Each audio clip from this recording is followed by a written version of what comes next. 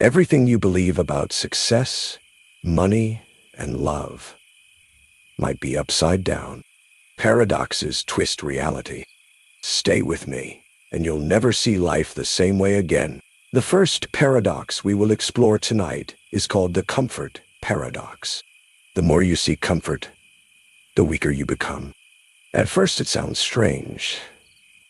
Why would comfort make you weak? Isn't comfort what we all work for? What we all desire? What we all imagine as the reward for our hard work?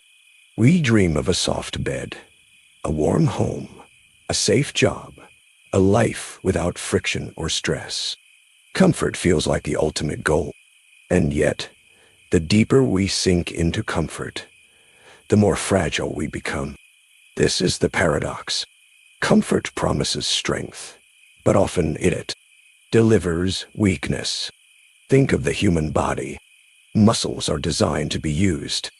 Bones are designed to carry weight. The heart is designed to pump harder under stress. But if you never challenge your body, it begins to atrophy. If you never lift, the muscles shrink. If you never run, the heart grows weaker. If you never face cold, even a breeze feels unbearable. The body does not grow stronger through comfort. It grows stronger through struggle. Now think of life itself. Imagine a person who never leaves their comfort zone. They avoid risks. They never try new things. They choose the same meals, the same conversations, the same routines, day after day. At first, this feels safe. It feels secure. But slowly, something begins to erode. Their ability to adapt fades. Their courage diminishes. Their world shrinks.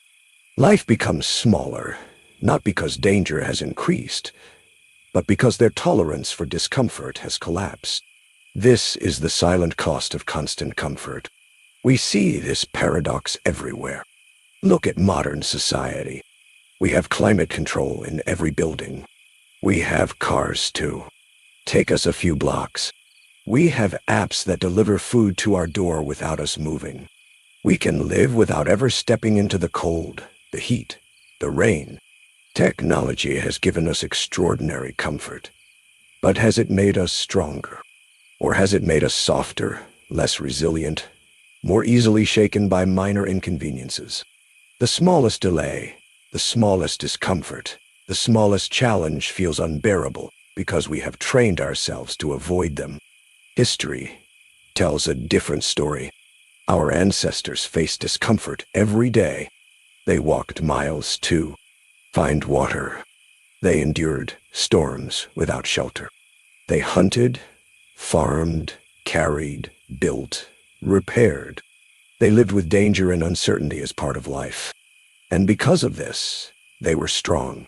Not just physically, but mentally. They did not collapse at the first sign of struggle. They carried within them a toughness that was forged by discomfort. Today, many of us have lost this. And that is the paradox. The more we chase comfort, the less we are able to handle life without it. Consider the financial world. People often seek financial comfort. A job with no risk. A paycheck that arrives the same day every month. A life with no financial surprises. It feels secure. But often this comfort becomes a trap. A person might spend their whole life in a job they hate, simply because it is comfortable. They never risk starting their own business, never risk investing in their own growth, never risk trying something greater. And so while they feel comfortable, they also feel stuck. Their comfort has weakened their ambition. Their comfort has imprisoned them. The same is true in relationships.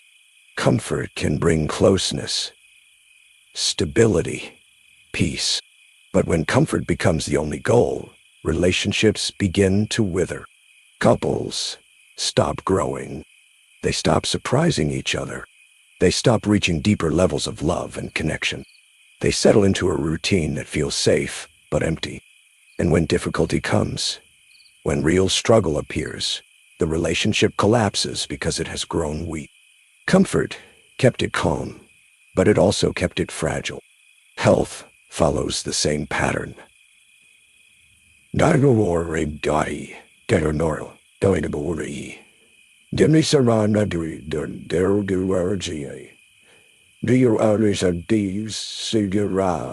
Modern medicine, modern food, modern convenience, ale, designed to increase comfort. But too much comfort makes us sick. We sit too much, we eat too much, we move too little. Our bodies are designed for motion, for struggle, for adaptation.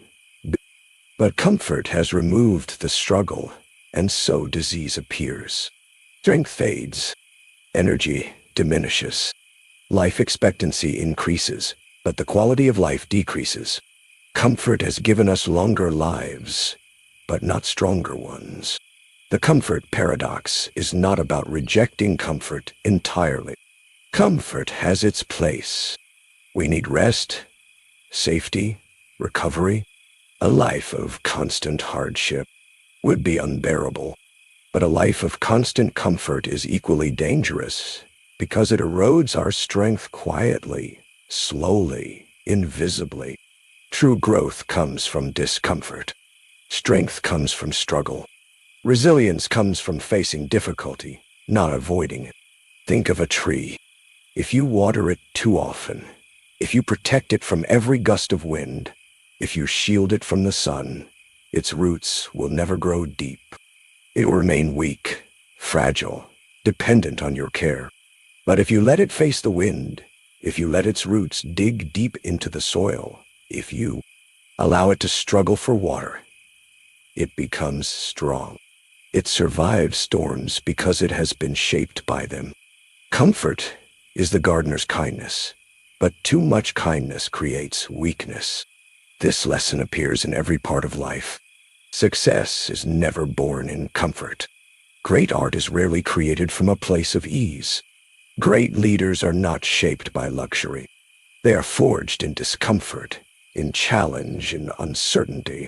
When we look at people who inspire us, we often find a history of struggle behind them. They became who they are not, in spite of discomfort, but because of it. And yet, we live in an age that worships comfort. We are told to make life as easy as possible. We are told to avoid stress, avoid risk, avoid pain. But comfort has a cost. The cost is resilience. The cost is growth. The cost is strength. Every time we choose comfort over challenge, we give up a little of our potential. Every time we avoid discomfort, we avoid growth. There's also a psychological side to this paradox. Comfort can make us anxious. It sounds strange, but it is true. The more comfort we have, the more afraid we become of losing it. The person who lives in luxury fears poverty more than anyone else. The person who has endless convenience fears inconvenience the most. The more comfortable we become, the less tolerant we are of discomfort. Comfort creates dependency, and dependency creates fear. So how do we break free from this paradox? The answer is not to reject comfort completely. The answer is to balance comfort with chosen discomfort, to deliberately step into challenge, to willingly enter the cold, the difficult, the uncertain, to train ourselves to grow stronger instead of softer. This is why practices like exercise, fasting, meditation, and adventure exist. They are ways of stepping into discomfort voluntarily. They remind us that strength is built when we leave the comfort zone. They remind us that we can handle more than we think. They remind us that life is not meant to be free of struggle, but to be shaped by it. Imagine starting your day with a cold shower. It is uncomfortable. Your body resists. Your mind protests. But after a few seconds, something shifts. You feel alive. You feel alert. You feel stronger. It is a small example of the paradox. By choosing discomfort, you gain strength. By avoiding it, you remain fragile. Or imagine pursuing a dream. It is uncomfortable. You face rejection, failure, doubt. But as you push through, you grow. Your skills expand. Your courage deepens. Your resilience strengthens. Comfort never gives you this. Only discomfort does. Comfort paradox teaches us that growth and ease rarely live in the same house. If you want to grow, you must leave ease behind. If you want to be strong, you must embrace discomfort. If you want to be free, you must risk the safety of comfort. But here is the final twist. When you embrace discomfort, when you willingly face challenge, something beautiful happens. Comfort begins to return, but in a new form. It is not the fragile comfort of avoidance.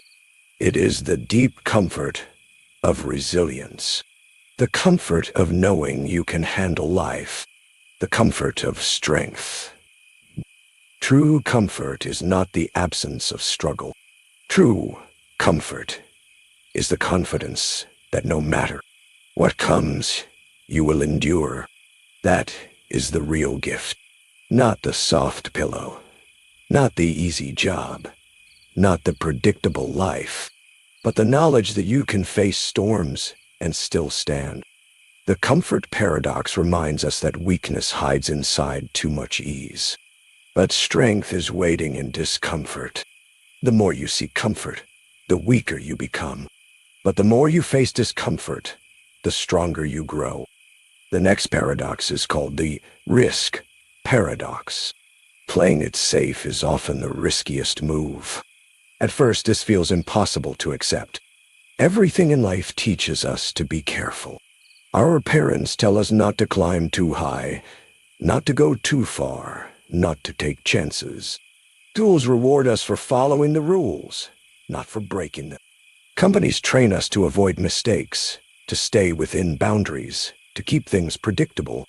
Safety feels like the natural choice. But beneath that comfort lies a paradox. Playing it too safe may be the most dangerous decision of all. Think of a sailor who refuses to leave the harbor because the sea feels dangerous. In the harbor, the water is calm, the ship is steady, and there is no risk. But ships were not built to sit in the harbor. Over time, the wood rots, the sails gather dust, and the vessel that once had potential slowly decays. The very act of staying safe destroys it. Life is the same. The longer we hide from risk, the more we lose our ability to live fully. History gives us countless examples. Companies that avoided risk often vanished. Kodak, once a giant of photography, ignored digital cameras because they feared the risk of abandoning film. Blockbuster declined to take the risk of embracing streaming, and Netflix replaced it. Playing it safe cost them everything. Meanwhile, the companies that dared to risk, Apple betting on the iPhone, Tesla betting on electric cars, SpaceX betting on private spaceflight, changed the world. What looked risky was, in truth, the safest choice in the long run. The risk paradox shows itself in our personal lives, too. Imagine someone who avoids love because they fear heartbreak. They play it safe by keeping their distance, never risking rejection. But in doing so, they also risk something far greater. They risk never experiencing love at all. Avoiding heartbreak becomes a guarantee of emptiness. The safe path becomes the most dangerous one. The same is true with careers. A person who stays in a job they hate because it feels secure is often taking the greatest risk. They risk their dreams, their potential, their happiness. They risk waking up one day after decades and realizing they never lived.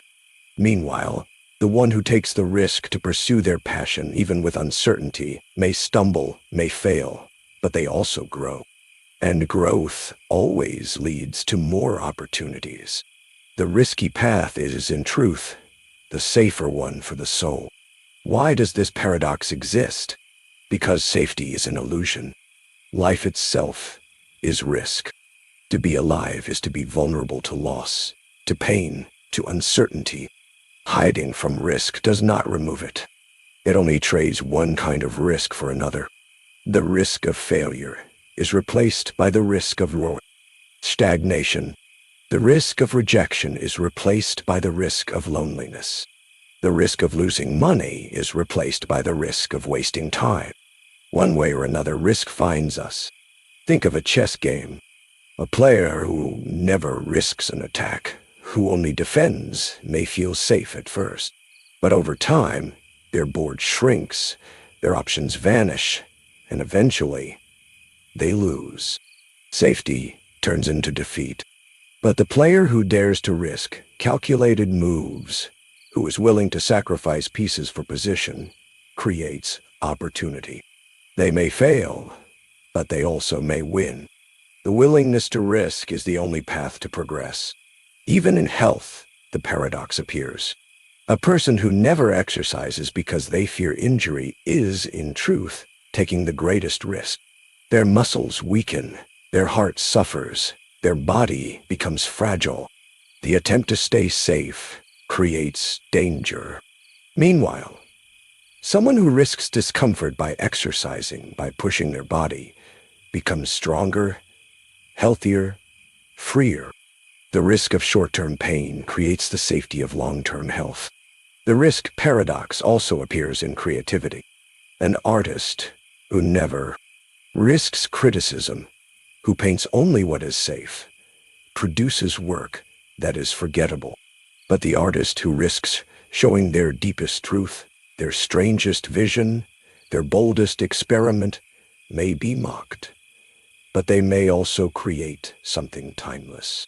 Playing it safe ensures obscurity. Taking a risk opens the door to greatness. Think of explorers. If no one had risked leaving familiar shores, the world would still feel flat.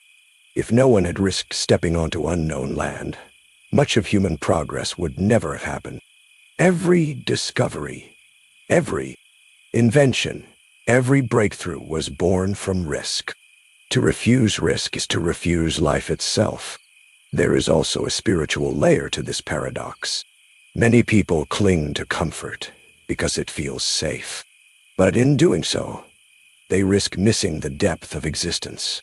Monks, mystics, and seekers across history spoke of surrender, of risking the ego, risking the illusion of control. It feels terrifying, but in that risk, they found peace. Playing it safe by holding on tightly kept them trapped. Letting go set them free. The risk paradox whispers through every corner of life. Relationships, work, art, health, spirituality. Everywhere we look, the same lesson repeats. Avoid risk, and you may think you are safe. But the safety is only temporary. Over time, it becomes the riskiest choice of all. So what do we do with this paradox? We learn to take wise risks. Not reckless leaps into chaos, but conscious steps into uncertainty. We accept that failure is not the true danger. Stagnation is. We accept that rejection is not the true danger. Never loving is. We accept that loss is not the true danger. Never living is. Think of a desert traveler.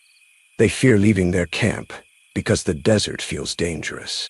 But in staying, they run out of water, out of food, out of life. The risk of staying safe is death. Only by walking into the unknown desert, with all its dangers, do they have a chance to find an oasis. Life is like that desert. Staying put feels safe, but it is often the most dangerous choice of all. The risk paradox also invites us to see failure differently. Failure is not proof that risk was wrong. It is proof that we dared to live. Every failure teaches, strengthens, sharpens. The true danger is not failing. but refusing to try. So when life gives you the choice between the safe path and the risky path, pause. Look deeper. Ask yourself, is the safe path truly safe, or is it simply familiar? Is the risky path truly dangerous, or is it the only way to grow? The paradox is clear. Playing it safe is often the riskiest move. But daring to risk, daring to step into the unknown, daring to live fully, this is where safety for the soul is found. Because the greatest risk is not that you will fail. The greatest risk is that you will never live at all. The next paradox is called the attention paradox. The more you crave attention, the less you get it. But the more you release the craving, the more attention flows toward you. At first, it sounds unfair. From childhood, we are told that if we want to be noticed, we should raise our hand, speak louder, work harder, show ourselves. And there is truth in this. But hidden underneath is a paradox. The harder you demand attention, the less people want to give it. The more you crave it, the more it slips away.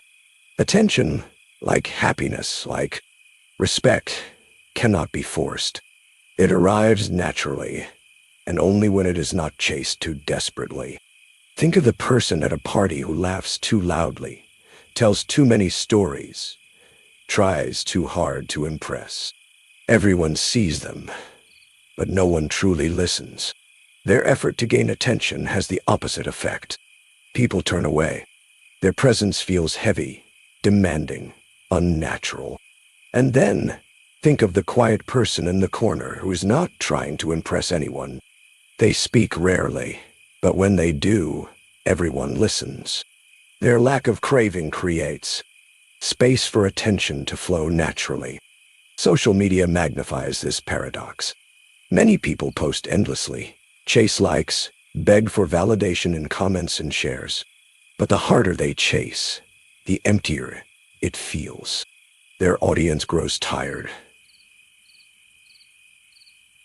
Their message weakens. True influence comes not from begging for attention, but from creating something so real, so true, that attention arrives on its own. Craving attention is like grasping at smoke. The tighter you close your fist, the faster it disappears. In relationships, the attention paradox shows itself even more sharply. Someone who constantly demands reassurance, constant reminders of love, constant proof of care often pushes people away. The relationship begins to feel like a burden. But when someone is secure in themselves, when they do not beg for attention, love flows naturally toward them. Their confidence is magnetic. Their calm presence draws attention without force. This paradox also appears in leadership. A leader who constantly demands recognition, who insists on being in the spotlight, loses respect. Their craving for attention reveals insecurity. But a leader who does not demand recognition, who quietly lifts others, who lets their actions speak louder than their words, often earns deep and lasting respect. Attention follows humility far more than it follows hunger. Even in personal growth, the paradox is visible. When you focus on yourself only to be seen, you lose depth. You may gain temporary applause, but it fades quickly. But when you focus on becoming your best self for your own sake, when you grow because it matters to you, not because you want to, be noticed. The world cannot help but notice. The less you chase it, the more it comes. Why does this happen? The answer lies in human psychology. Attention is not given freely when it feels demanded. People instinctively resist being forced. When someone desperately seeks attention, it feels like they are taking energy, not sharing it. It feels like a drain, not a gift. But when someone is at peace with themselves, when they do not demand attention but radiate presence, people lean in. They want to listen. They want to connect. Think of a candle in a dark room. It does not scream for attention. It does not beg people to notice. It simply shines. And because it shines, eyes are drawn to it naturally. This is how attention works. The more you crave it, the weaker your light. The more you simply shine, the more people gather. History is filled with this paradox. Great speakers, from Socrates to Martin Luther King Jr., did not beg to be heard. They spoke truths that mattered, and attention followed. Their words carried weight not because they shouted louder, but because they spoke with depth, with honesty, with purpose. The stage was not taken. It was given by those who leaned forward to listen. In contrast, history is also filled with figures who craved attention desperately, tyrants who demanded worship, leaders who insisted on applause, artists who lived only for fame. For a moment, they glittered, but their light was shallow, and soon it faded, because attention won through force cannot last. It crumbles as soon as fear or novelty disappears. Think of childhood. A child who cries endlessly for attention often drives even loving parents to exhaustion. But a child who plays, explores, discovers joy on their own often draws the warmest attention. Parents watch with pride. Friends gather naturally. It is the same in adulthood. When we live with desperate craving, we push people away. When we live with wholeness, we draw them near. The paradox is also visible in art and creativity. Artists who create only for applause may achieve short bursts of attention, but their work feels shallow, designed for trends. But artists who create because they must, because something inside demands expression, produce work that endures. Their authenticity draws attention without force. The paradox is that by not chasing attention, they earn it more deeply. Even in family life, this truth repeats. A partner who constantly asks, "Do you still love me? Do you still notice me? Am I still important to you?" often creates distance. But a partner who trusts, who gives love without demanding constant proof, receives love in return. Attention flows toward peace, not toward pressure. So what does this mean for us? It means that attention cannot be captured by force. It cannot be demanded or begged. It can only be invited. And the invitation is authenticity. When we are real, when we live fully, when we do not need to prove ourselves, attention arrives as a side effect. Craving attention weakens us because it makes us dependent. But when we no longer need it, when we are whole without it, then attention flows freely. Think of nature. A flower does not beg the bees to visit. It simply blooms. Its color, its fragrance, its beauty draw attention naturally. The flower is not chasing attention. It is being itself. And because it is true to its nature, it attracts what it needs. Humans are the same. When we bloom authentically, attention comes. The attention paradox invites us to shift our focus. Instead of asking, "Am I being noticed? Am I being seen?" we should ask, "Am I being true? Am I living fully? Am I giving something real?" Because when we give presence, when we give energy, when we give authenticity, attention returns on its own. Think also of the mirror. When we stare into it and ask, "Do they see me? Do they notice me?" we are lost in craving. But when we forget the mirror and live freely, the reflection changes. Others notice us because we are not trying to be noticed. We are simply living. So, the attention paradox whispers a simple truth. Stop chasing it. Stop begging for it. Stop making it your goal. Instead, live, shine, create, give. and watch how attention arrives quietly, like a shadow, following you wherever you go. The more you crave attention, the less you get it. But the more you release the craving, the more attention flows toward you. That is the paradox. The next paradox is called the change paradox. The more things change, the more they stay the same. At first, this phrase sounds like a riddle, maybe even a contradiction. We live in a world that is constantly shifting. Technology changes every day. Cultures change. Fashion changes. Our jobs, our relationships, even our own bodies are in constant motion. We look back 5 years, and life feels completely different. And yet, hidden beneath all of these shifts, something essential remains the same.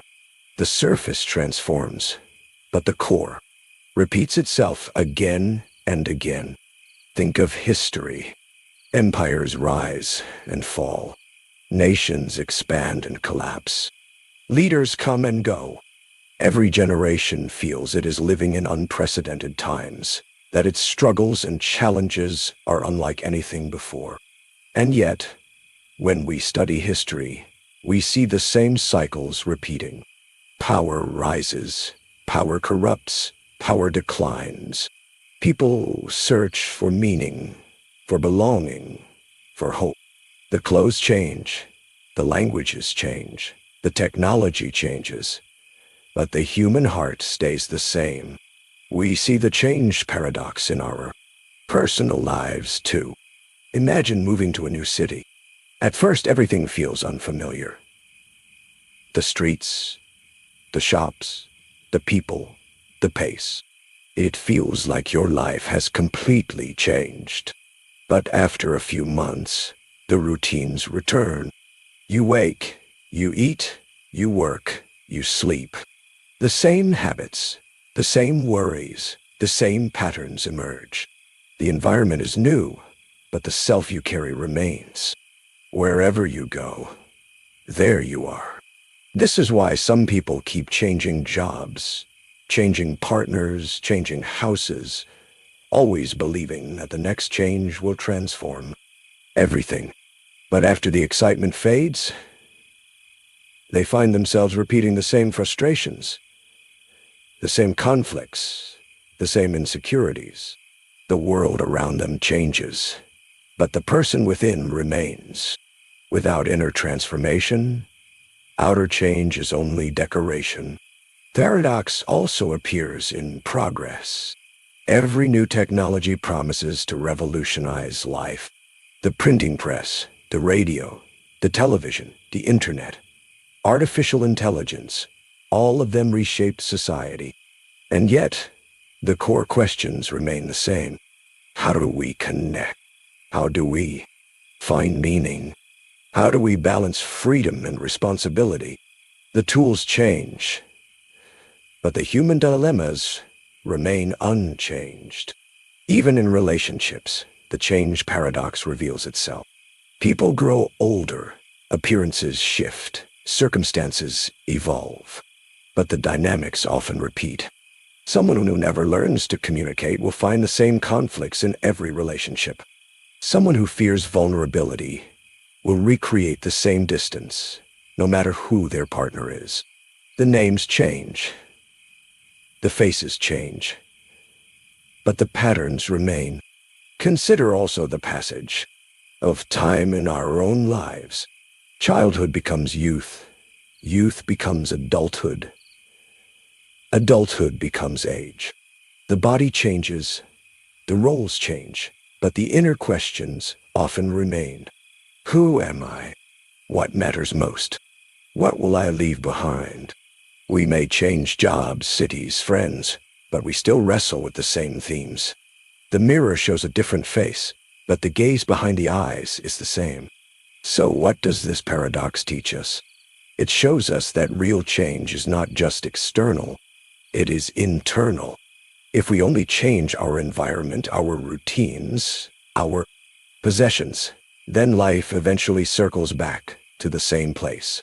But if we change our perspective, our mindset, our inner world, then even the same external life feels completely new. The deeper the change within, the more lasting the transformation outside. Think of a river. The water flows constantly, never the same twice. And yet, the river remains the river. Its identity does not change. Life is like this. The details shift endlessly, but the essence remains. The paradox reminds us to look for what does not change, even as everything around us does. Philosophers and poets have long understood this truth. Heraclitus wrote, "You cannot step into the same river twice," but he also knew that the river remains. Marcus Aurelius reflected that the drama of life repeats itself endlessly. Only the actors change.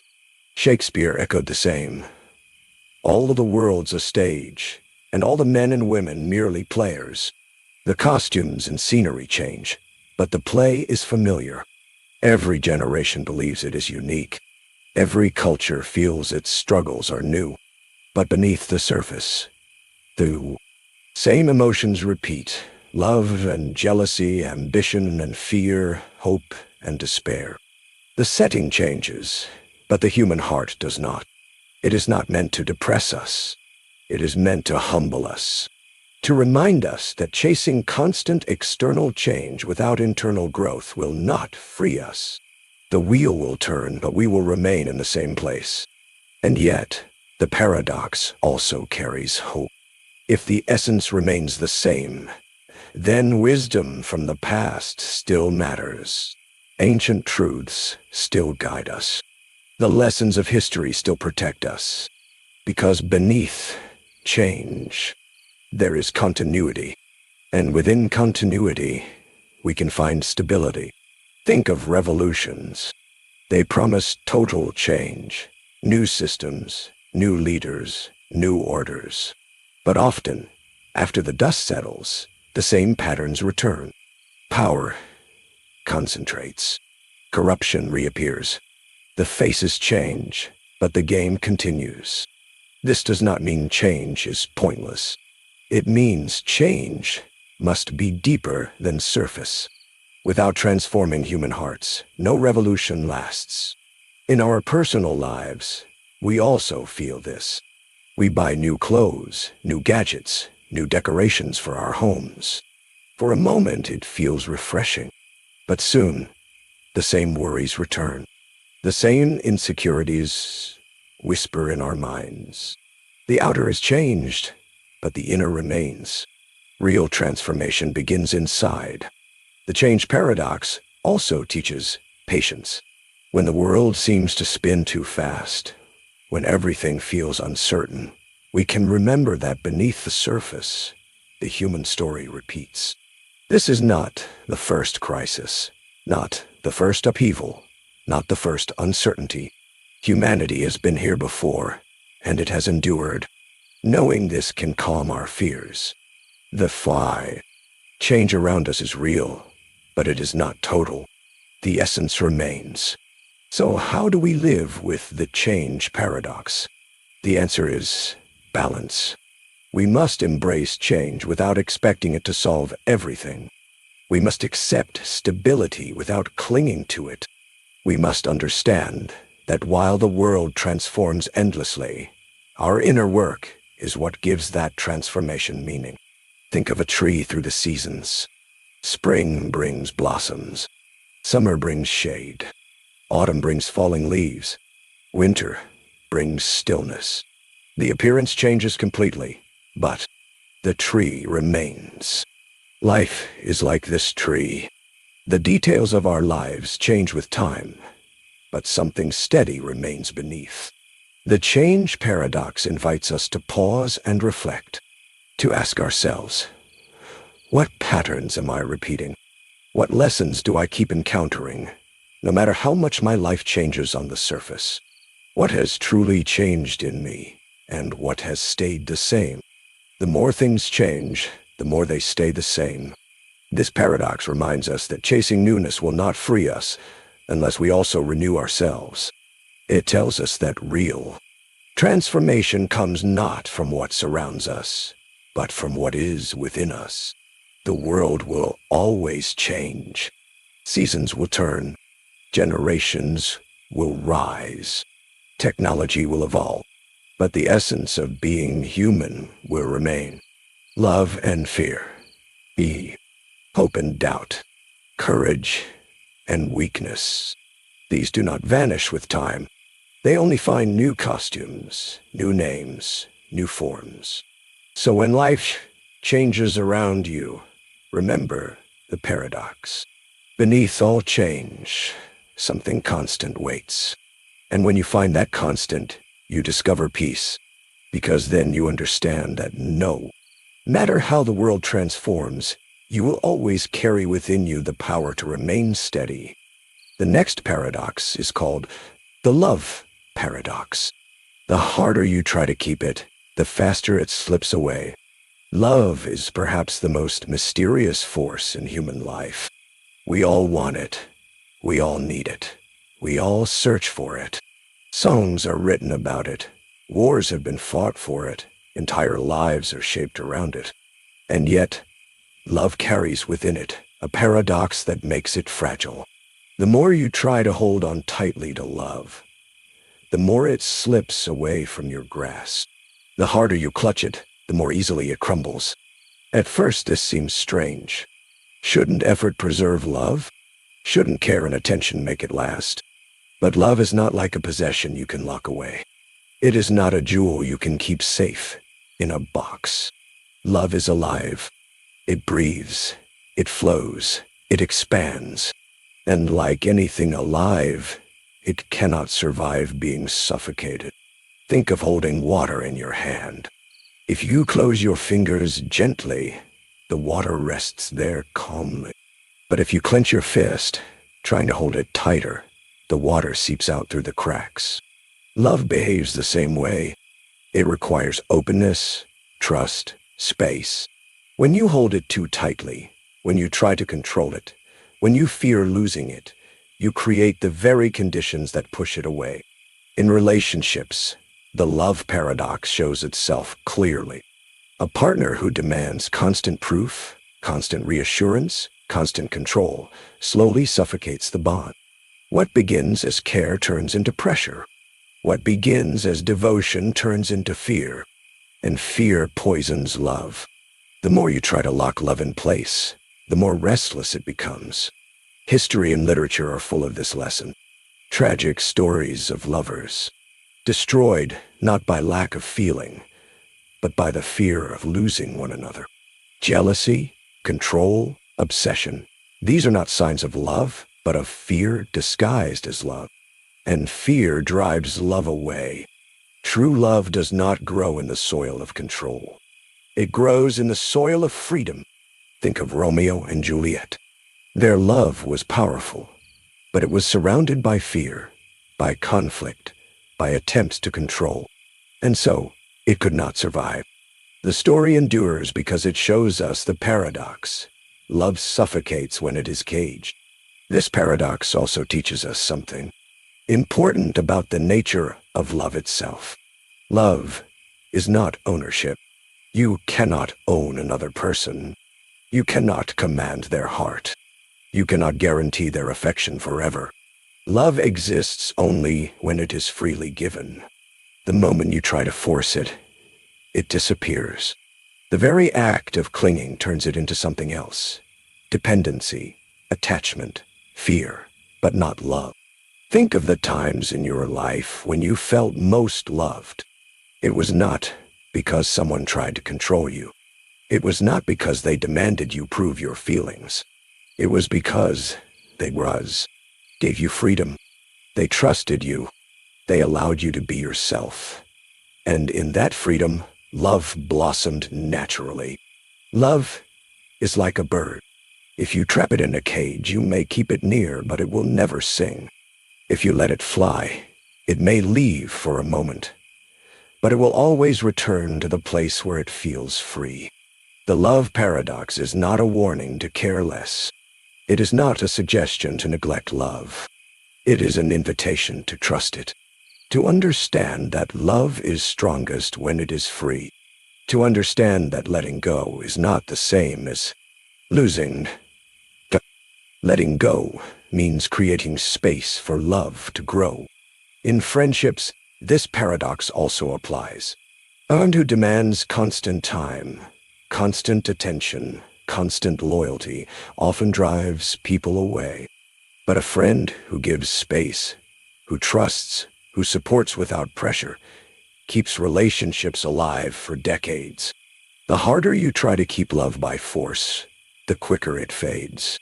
The more you release fear, the longer it lasts. Even in family, this paradox is true. Parents who hold too tightly to their children out of love often drive them into rebellion. But parents who love with trust, who allow freedom, who guide without suffocating, see their children return with even deeper love. Trying to hold love with a clenched fist always makes it slip away. Love grows when given space to breathe. Think also of self-love. We often try to control ourselves with harsh judgment, constant self-criticism, the pressure to be perfect. We think this discipline will make us worthy of love, but it only makes us restless, fearful, fragile. Real self-love is gentler. It gives space for mistakes, space for growth, space for imperfection. When you stop clinging to the need to be perfect, love for yourself finally appears. So what does this mean for us? It means that love cannot be secured through fear. It cannot be locked down with rules and conditions. The only way to keep love is to give it freely. The only way to receive love is to allow it to flow without control. The paradox may sound frightening because it means we cannot guarantee love. But there is beauty in this truth. Love is precious precisely because it is fragile.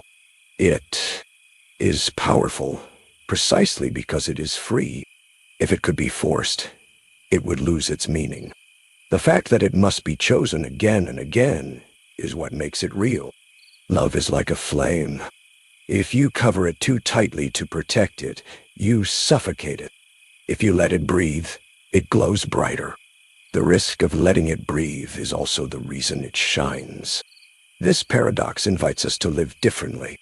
Instead of asking, "How can I keep this love forever?" we should ask, "How can I nurture it today?" Instead of asking, "How can I guarantee this love never leaves me?" we should ask, "How can I make this love worth staying for?" Love that is nurtured, but not controlled, has the power to last a lifetime. The love paradox whispers to us a gentle reminder. If you want love to last, stop clinging. Stop demanding. Stop trying to control it. Instead, nurture it. Trust it. Give it space. Allow it to breathe.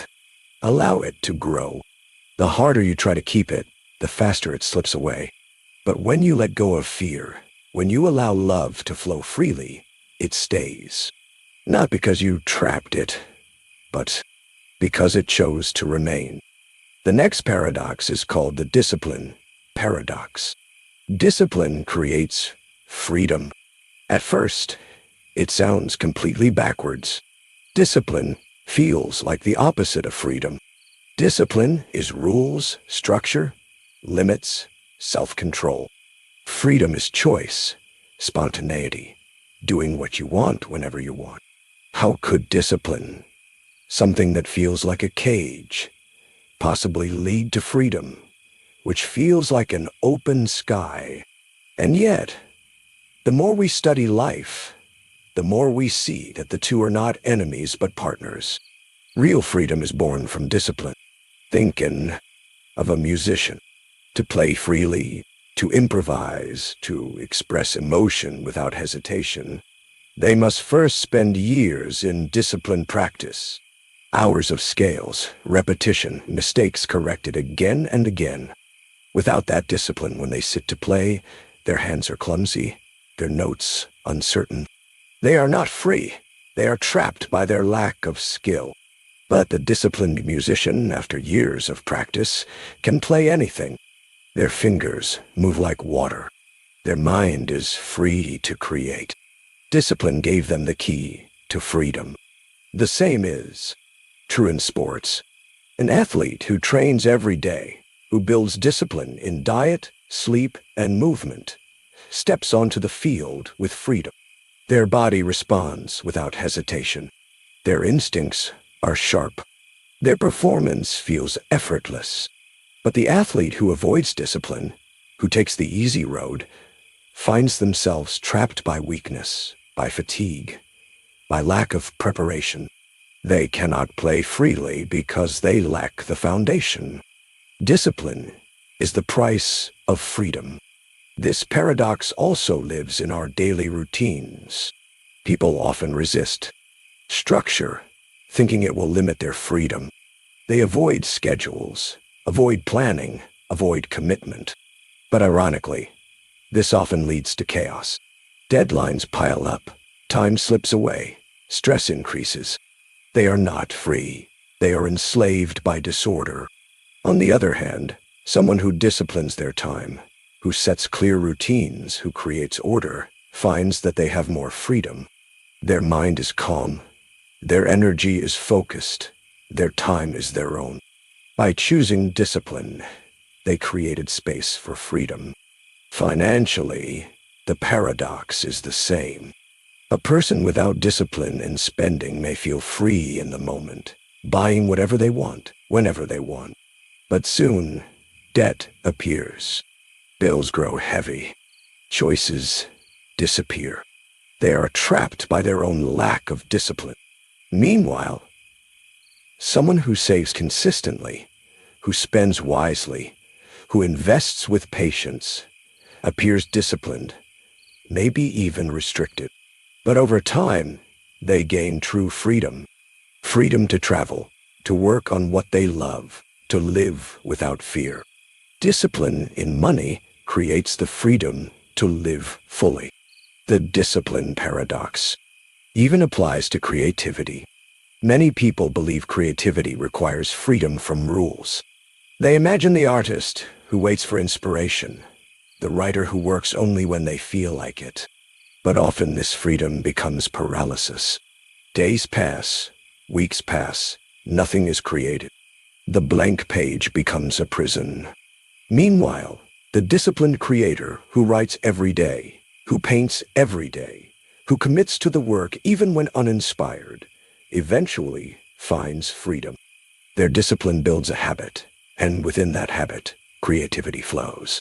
Discipline is not the enemy of creativity. It is its foundation. History is filled with examples. Samurai warriors lived with strict codes, rituals, and discipline.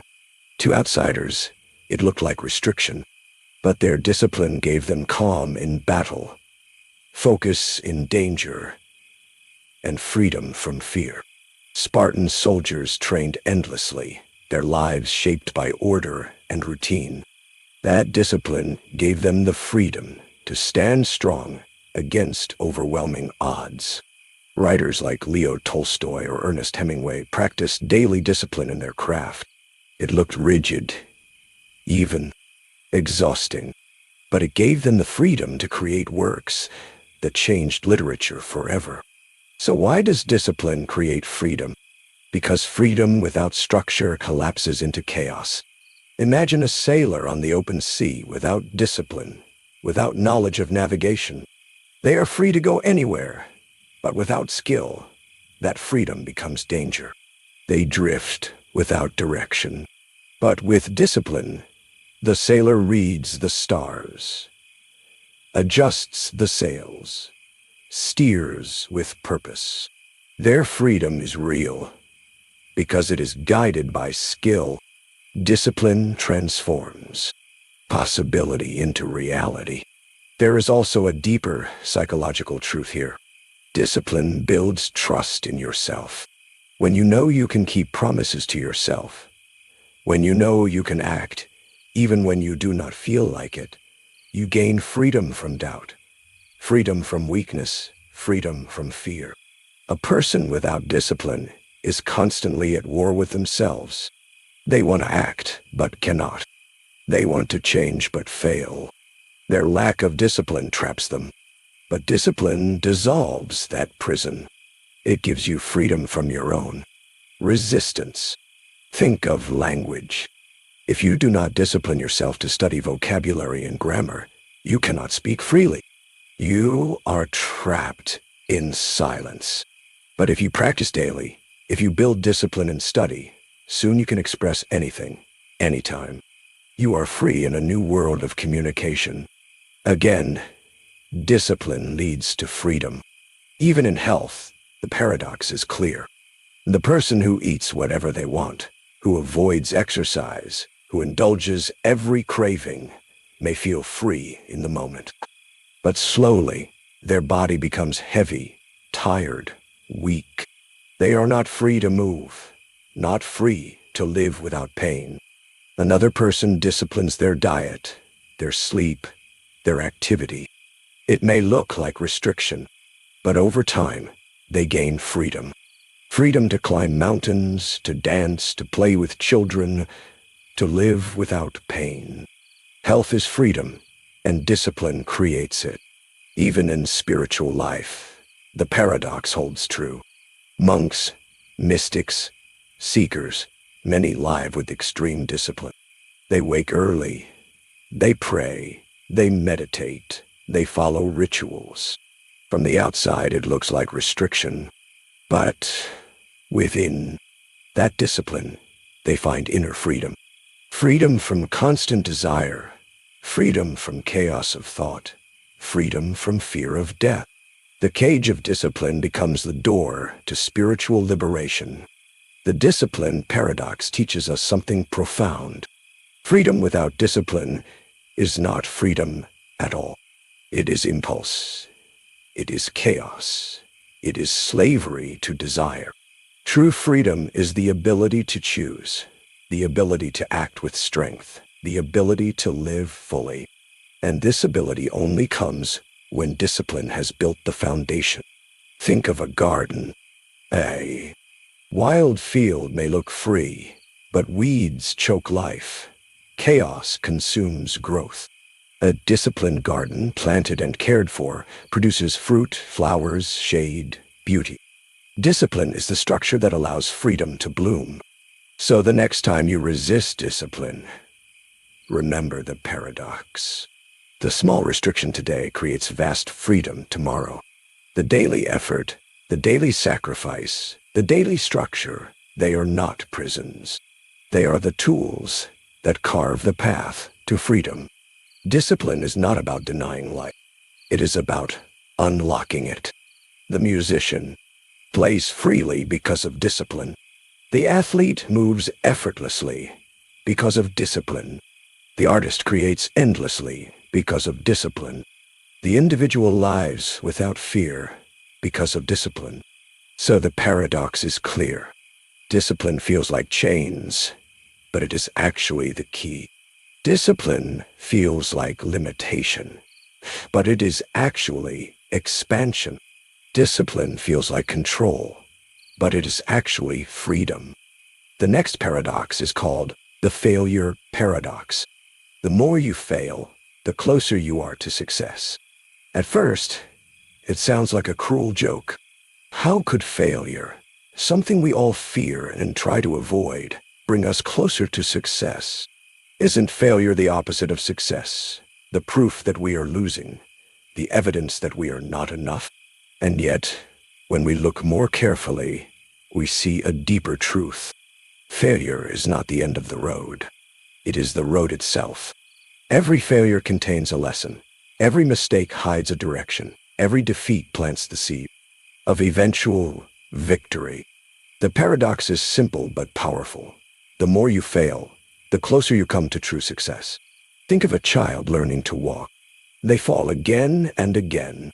They stumble. They crash. They cry. If failure truly meant the opposite of success, they would stop forever after the first fall. But instead, every fall teaches balance.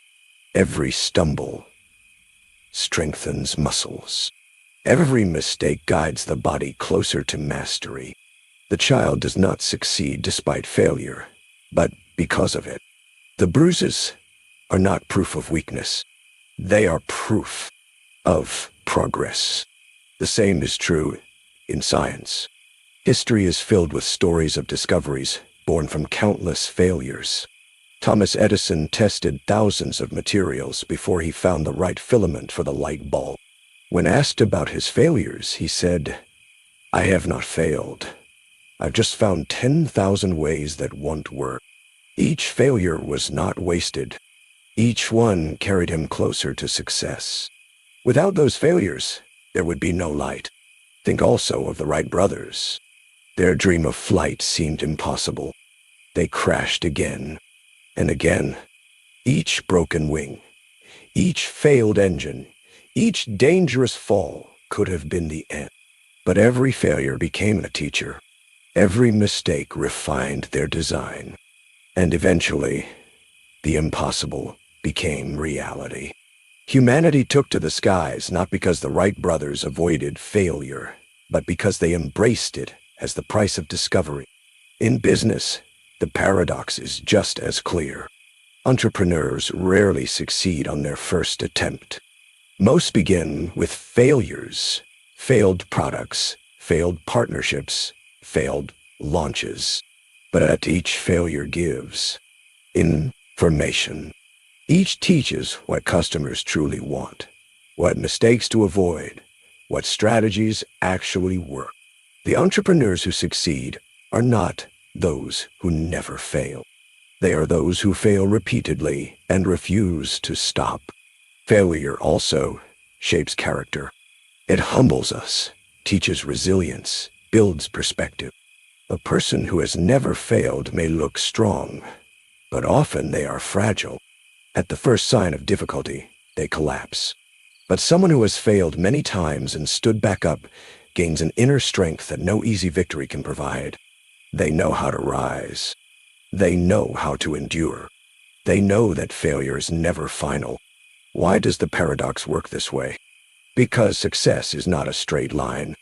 It is a process of trial and error, of experiments and corrections, of falling and rising. Each failure is feedback. Each mistake is data. Without failure, there is no learning. Without learning, there is no success. Success is not a destination. It is a staircase built out of failed steps.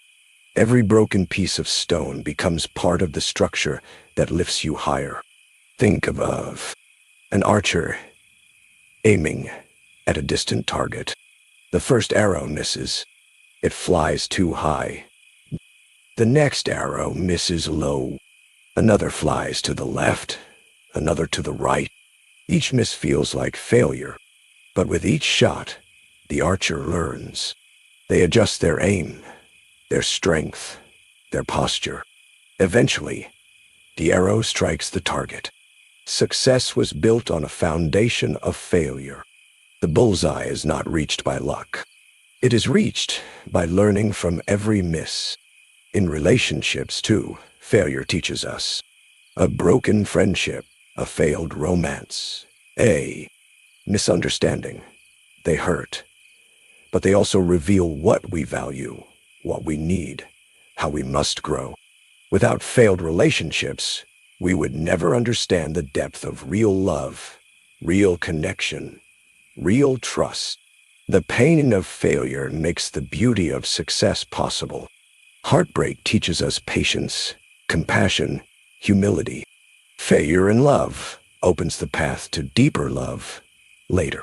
The failure paradox is not a call to celebrate mistakes blindly. It does not mean we should aim to fail for the sake of failure. It means we should not fear failure, because failure is not the end. It is the process. To fear failure is to fear growth. To avoid failure is to avoid success.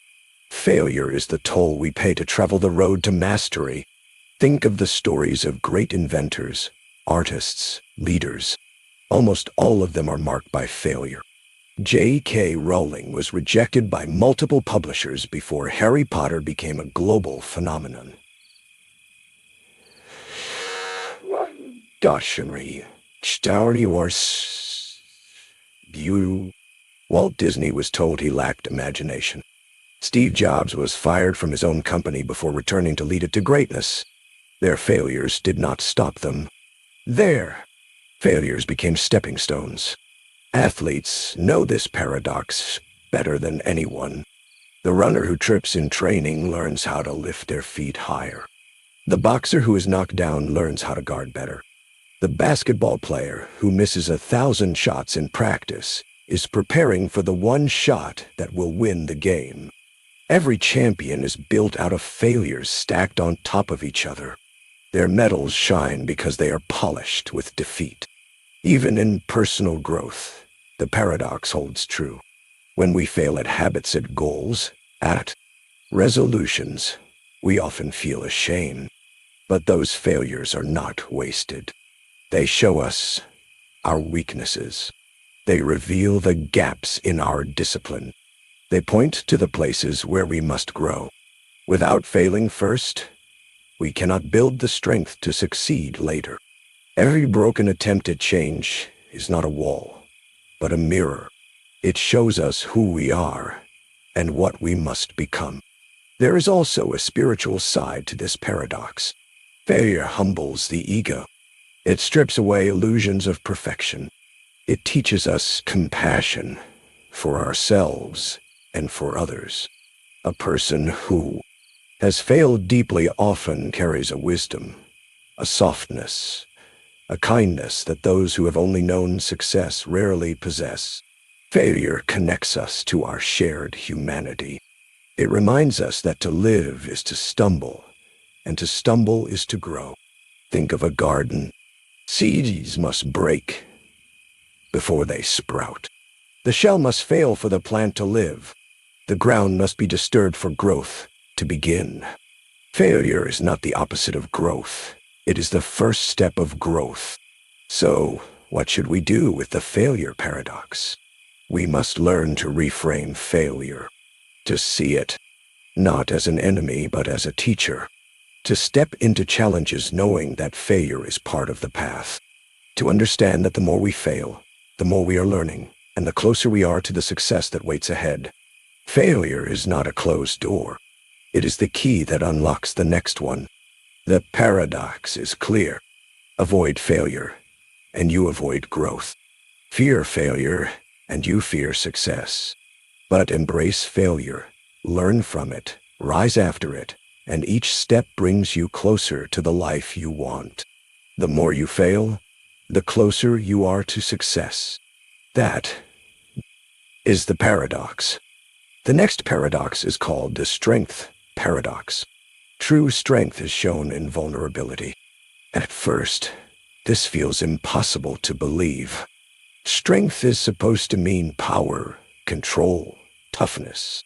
We imagine strong people as those who never cry, never break, never bend. Vulnerability seems like the opposite. Fragile, soft, exposed. How could strength and vulnerability belong together? And yet, the deeper we look into life, the more we see this truth. Real strength is not in the armor we wear, but in the courage to take the armor off. Think of the strongest relationships. They are not built on pretending everything is perfect. They are not built on hiding weakness or pain. They are built on honesty, on openness, on the willingness to say, I am afraid. I need help. I love you. It takes far more strength to admit your fears than to bury them. It takes far more strength to risk rejection than to stay silent. Vulnerability does not weaken love. It deepens it. We see the paradox in leadership as well. A leader who pretends to know everything, who hides all weakness, who demands obedience may look strong on the surface, but when crisis comes, their walls crack, their fear is exposed. On the other hand, a leader who admits uncertainty, who asks for help, who shows they are human, earns trust. Their vulnerability becomes the root of true strength because people feel safe with someone real. Even in personal growth, The strength paradox is clear. The person who hides their struggles, who never asks for support, may look strong, but inside they are often crumbling. The person who dares to share their pain, to seek guidance, to be honest about their battles, finds resilience. Vulnerability becomes a bridge to healing. The mask of toughness isolates, but the courage to be vulnerable connects. History gives us examples too. Great figures remembered for their strength often showed vulnerability. Abraham Lincoln spoke openly of his depression. Nelson Mandela admitted to fear. Winston Churchill described his black dog of despair. Artists, poets, thinkers, those who touched humanity most deeply did so not by hiding their wounds, but by revealing them. Their strength came not from pretending to be invincible, but from embracing their own humanity. Why does this paradox exist? Because real strength is not about never falling. It is about rising again. Real strength is not about never hurting. It is about continuing despite the hurt. And real strength is not about being untouchable. It is about allowing yourself to be touched, to be moved, to be real. Vulnerability is the proof of courage. To show yourself as you are, with no guarantee of acceptance, is the bravest act of all. Think of a tree in a storm. A tree that refuses to bend will snap. A tree that bends, that allows itself to move, survives. Its flexibility is its strength. Vulnerability is like that flexibility. It looks like weakness, but it is what allows survival, what allows growth, what allows true resilience. The strength paradox also reminds us that pretending to be strong often makes us weak. When we hide pain, it grows in secret. When we suppress fear, it controls us. When we bury emotions, they return with greater force. But when we are vulnerable, when we face pain openly, it loses its power. We become stronger because we are no longer hiding. Look at families. Children often believe their parents are unshakable pillars, but the moments they remember most are not the ones of perfection, but the moments of truth, when a father admitted he was scared, when a mother allowed her tears to fall, when love was shown through honesty rather than control. Those moments teach that strength is not about never breaking. It is about breaking openly and still choosing to continue. In relationships, in work, in creativity, in leadership, the paradox repeats. Pretending to be perfect creates distance. Showing vulnerability creates connection. And connection is strength. Think of artists who bare their souls in music, painting, or poetry. They show their deepest wounds, their hidden fears, their quiet longings. At first, this may look like weakness, but in truth, it is power, because their vulnerability touches millions. It connects people who thought they were alone. That kind of courage is strength in its purest form. The paradox is also visible. In war, soldiers who never show fear may look strong, but they risk breaking silently, alone. Soldiers who admit their fear, who lean on one another, who cry together, often grow stronger as a unit. Their vulnerability binds them, and in that bond lies survival. So the lesson is clear. True strength is not about walls, but about bridges. Not about hiding, but about revealing. Not about control, but about trust. Strength without vulnerability is brittle, like glass, shiny but fragile. Strength with vulnerability is like tempered steel, tested, flexible, enduring. The strength paradox whispers this truth. The strongest people you will ever meet are those who dare to be vulnerable. The ones who admit they are human. The ones who open their hearts, even when they could be broken. The ones who risk honesty, even when it costs them. That is where strength lives. And so, when you think of strength, do not imagine an unbreakable wall. Imagine instead a bridge. A bridge is strong, not because it resists all movement, but because it flexes with the wind, because it carries weight with wind. Grace, because it allows connection. That is true strength. True strength is shown in vulnerability. The next paradox is called the status paradox. The more you chase status, the less respect you earn. From the time we are young, we are taught to look up to people with status. Titles, achievements, wealth, recognition. These seem to be the markers of respect. We imagine that if we reach a certain position, if we earn a certain title, if people know our name, then we will finally be admired. And yet, the paradox reveals itself again. The harder you chase status, the less genuine respect you receive. Because true respect cannot be forced, and status that is demanded often feels hollow. Think of someone at work who constantly reminds everyone of their position, their title, their accomplishments. They insist on being recognized, on being addressed with formality, on having their authority acknowledged.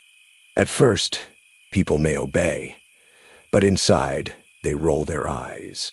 Respect is not given freely. It is replaced with resentment. The chase for status destroys the very respect the person is trying to earn. Now, think of another leader, one who does not flaunt their status, one who works quietly, one who lets their actions speak. This person may have the same title, the same authority, but they do not demand respect. They earn it naturally, because people admire their integrity, their consistency, their humility. The paradox is clear. Those who crave status rarely gain respect, but those who forget about status often receive it in abundance. History is filled with this lesson.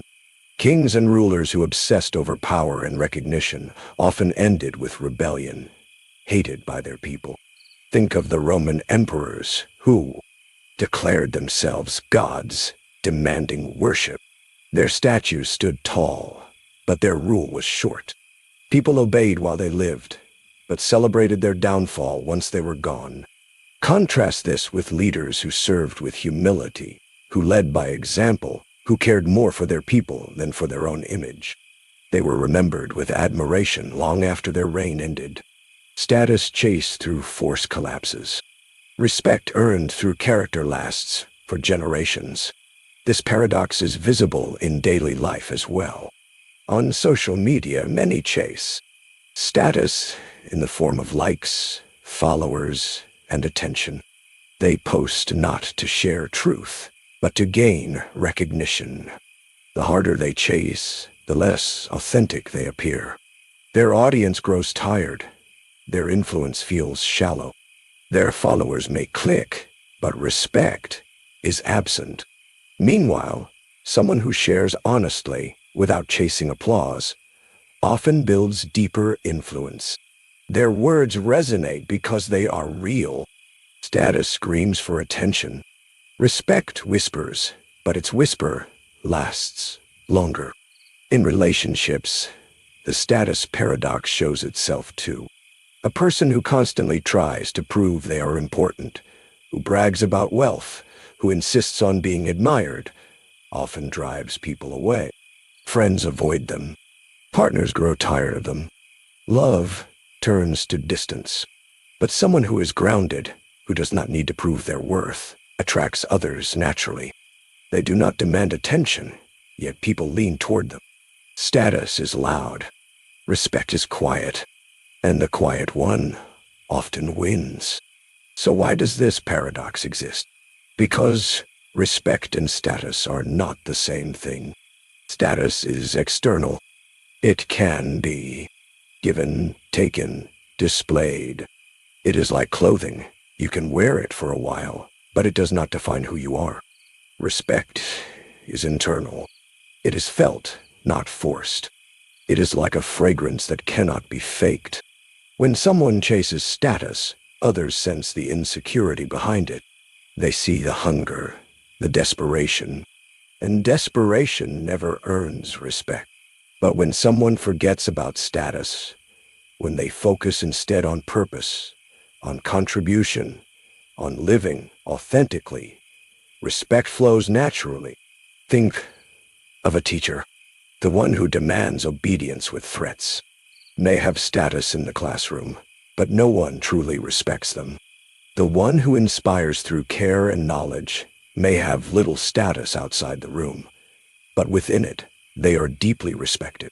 The difference is not in the position, but in the presence. Respect is earned through essence, not through demand. The status paradox also reminds us that status is temporary. Titles fade. Wealth can vanish. Fame is fragile. Crowds cheer one day and forget the next. But respect, built on character, survives. We may forget the names of those who chased glory, but we remember those who quietly lived with integrity. Their names echo, not because they shouted louder, but because they stood taller in silence. Think of buildings. A building made of cheap material may look beautiful for a season, but it crumbles when storms arrive. A humble structure with a deep foundation stands for centuries. Status is like the outer decoration. It can be impressive but fragile. Respect is the foundation. It is invisible, but it holds everything together. The paradox also hides in psychology. When someone demands admiration, we feel manipulated. We may give polite words, but in our hearts, respect is absent. When someone does not demand admiration, when they are content to simply live truthfully, we admire them more. Respect cannot be pulled out of people. It must be given freely. In business, this paradox repeats. A manager obsessed with status, corner office, titles, symbols of authority, often becomes disliked. Their employees obey, but secretly resent them. Another manager who rolls up their sleeves, who listens, who serves, may not flaunt authority. But when they speak, everyone listens. Respect cannot be bought with status symbols. It is earned with trust. This paradox carries a warning. If you build your life on status, you build on sand. The moment the tide shifts, your identity collapses. But if you build your life on character, on contribution, on authenticity, then even when titles vanish, respect remains. So what is the way forward? The answer is to stop chasing status and start building character. To shift from asking, how can I be admired, to asking, how can I serve? How can I contribute? How can I live with truth? Status may or may not come, but respect, when earned through authenticity, is unshakable. The paradox is simple but profound. The more you chase status, the less respect you earn. But the more you release the chase, the more respect finds you. Because true respect cannot be demanded. It can only be given freely by those who see your character. The next paradox is called the money paradox. Chasing money makes it run. Creating value makes it come. Money is one of the great obsessions of human life.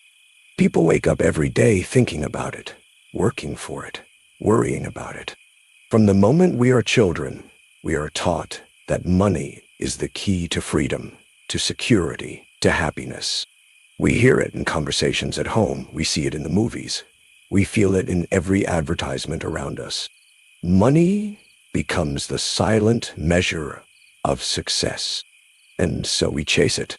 We chase higher salaries, bigger opportunities, faster ways to earn. But here lies the paradox. The harder you chase money directly, the more it seems to escape. It runs like a shadow at sunset, always just a few steps ahead. And yet, when you stop chasing and instead focus on creating value, money begins to arrive, almost as if by magic. Think of the people who run after quick wealth. They jump from scheme to scheme, from promise to promise. One month it is trading, the next month it is gambling, the next month it is a secret trick to get rich fast. Their lives are restless, their energy is scattered. They spend all their time chasing money, but money runs away from them. Why? Because their focus is on taking, not on giving. They want the reward without creating the seed. And money flows to where value is created, not where desperation lives. Now think of someone who focuses on solving a problem, on building something useful, on serving others. At first, they may not even think about money. Their mind is on contribution, on making life better, on creating something real. And yet, money begins to come, because people do not pay for desperation. They pay for solutions. They pay for products and services that make life easier, better, lighter. The paradox becomes clear. Chase money, and it runs. Chase value, and money follows. History proves this again and again. The great inventors and builders who shaped industries were not always chasing dollars. They were chasing ideas, solutions, visions. Steve Jobs did not say, "I wanted to be rich." He said, "I want to put a dent in the universe." Elon Musk did not begin with money as the goal. He focused on solving enormous problems: energy, transport, space. Wealth followed value. The river of money flows toward those who build dams, bridges, and channels that others can use. But this paradox is not only about great figures. It is visible in ordinary life. Someone who constantly tries to impress others with wealth often ends up broke. They spend to look rich instead of building real value. They drive a car they cannot afford, wear clothes bought with debt, live in a house that silently strangles them with bills. Outwardly, they look successful. Inwardly, they are enslaved. Another person quietly invests, learns, grows, creates. They may not look wealthy at first, but over time, money gravitates to them. Money is like a shadow. If you chase it, it slips away. If you walk with purpose, it follows. This paradox shows up clearly in the workplace. Employees who focus only on salary often feel trapped. They do the minimum required, counting every dollar, resenting every task. Their job feels like a prison and their paycheck feels like chains. Meanwhile, employees who focus on growth, on learning, on creating value for their company, often rise faster. They are noticed, promoted, trusted, given responsibility. And with responsibility comes more money. The path is reversed. Why does this paradox exist? Because money is not an end in itself. It is a reflection, a mirror, a measure of value created. When you chase it directly, you ignore the root. You try to harvest without planting. You want the fruit without planting the tree. But when you focus on planting seeds of value, through skill, through service, creativity, the harvest comes naturally. Psychology plays a role too. When people sense desperation for money, they turn away. Desperation smells of fear. It feels unsafe, untrustworthy. But when they sense authenticity, value, and purpose, they are drawn in. The chase repels. Value attracts. Think of relationships again. No one wants to be with someone who is only after their money. That kind of hunger pushes people away. In the same way, money itself avoids those who chase it with desperation. But when you are focused on building something real, when you give energy to creation, money feels safe to flow toward you. Money is also energy, and energy wants to move. When you chase it too hard, you block its flow. When you build value, you open the channel. Think of a farmer. If he spends his days running around the field shouting, "Where is the harvest? Where is the harvest? The field will not respond. But if he patiently plants seeds, waters them, cares for the soil, the harvest comes naturally. Money works the same way. This paradox carries both a warning and a promise. The warning is that chasing money will exhaust you, frustrate you, and often leave you poorer than when you began. The more you run, the faster it escapes. The promise is that if you create value, money will find you. Maybe not instantly, but inevitably. Because value is the magnet, and money is the metal. We can see this in business cycles. Companies that focus only on profit, cutting corners, squeezing customers, chasing numbers, eventually collapse. Their greed drives people away. But companies that focus on creating real value, for customers, on making life better, on innovating with care, attract loyalty. And with loyalty comes lasting profit. Even in personal habits, the money paradox lives quietly. Someone who studies only for a high-paying job may end up unhappy, stuck in work they hate, counting down the hours. They chased money but lost life. Another person studies what they love, masters their craft, dedicates themselves to service. At first, money is slow, but eventually their expertise is recognized, their passion shines, their value grows. And then, money comes, not as a master, but as a servant. Philosophy has known this for centuries. Ancient teachers said that wealth comes as a byproduct, not as a pursuit. Seek virtue, and prosperity follows. Seek service, and abundance grows. Seek wisdom, and wealth arrives quietly behind it. Money resists those who worship it, but it blesses those who forget it and focus on value. So how do we live with the money paradox? The answer is balance. We cannot ignore money completely. We must respect it, plan it, manage it. But we must not chase it desperately. We must focus instead on creating value, on planting seeds, on building skills, on serving others. When we do that, money comes naturally, without force, without fear. Imagine two lives. One person spends every day chasing money, calculating, grasping, worrying. They never feel rich, no matter how much they earn. Another person spends their days creating, serving, solving problems. They see money not as the goal, but as the reward. Which one feels wealthier? Numbers may say the first, but life says the second. So, the lesson is this. Stop asking, how can I get money quickly?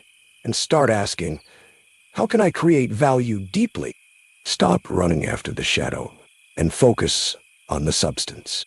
Build, serve, grow, and the money will come.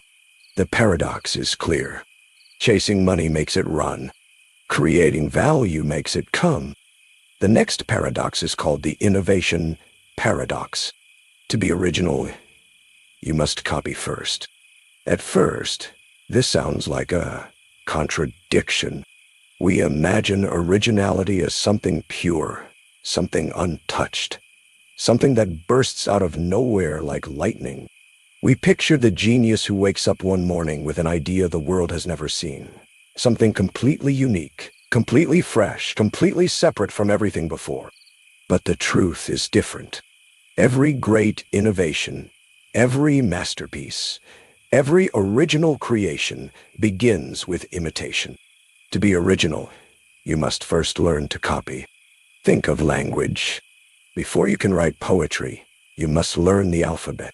Before you can create new sentences, you must copy the old ones. As children, we mimic the words of our parents. We repeat sounds, phrases, intonations. At first, nothing is original. But slowly, from copying, we build the tools of expression.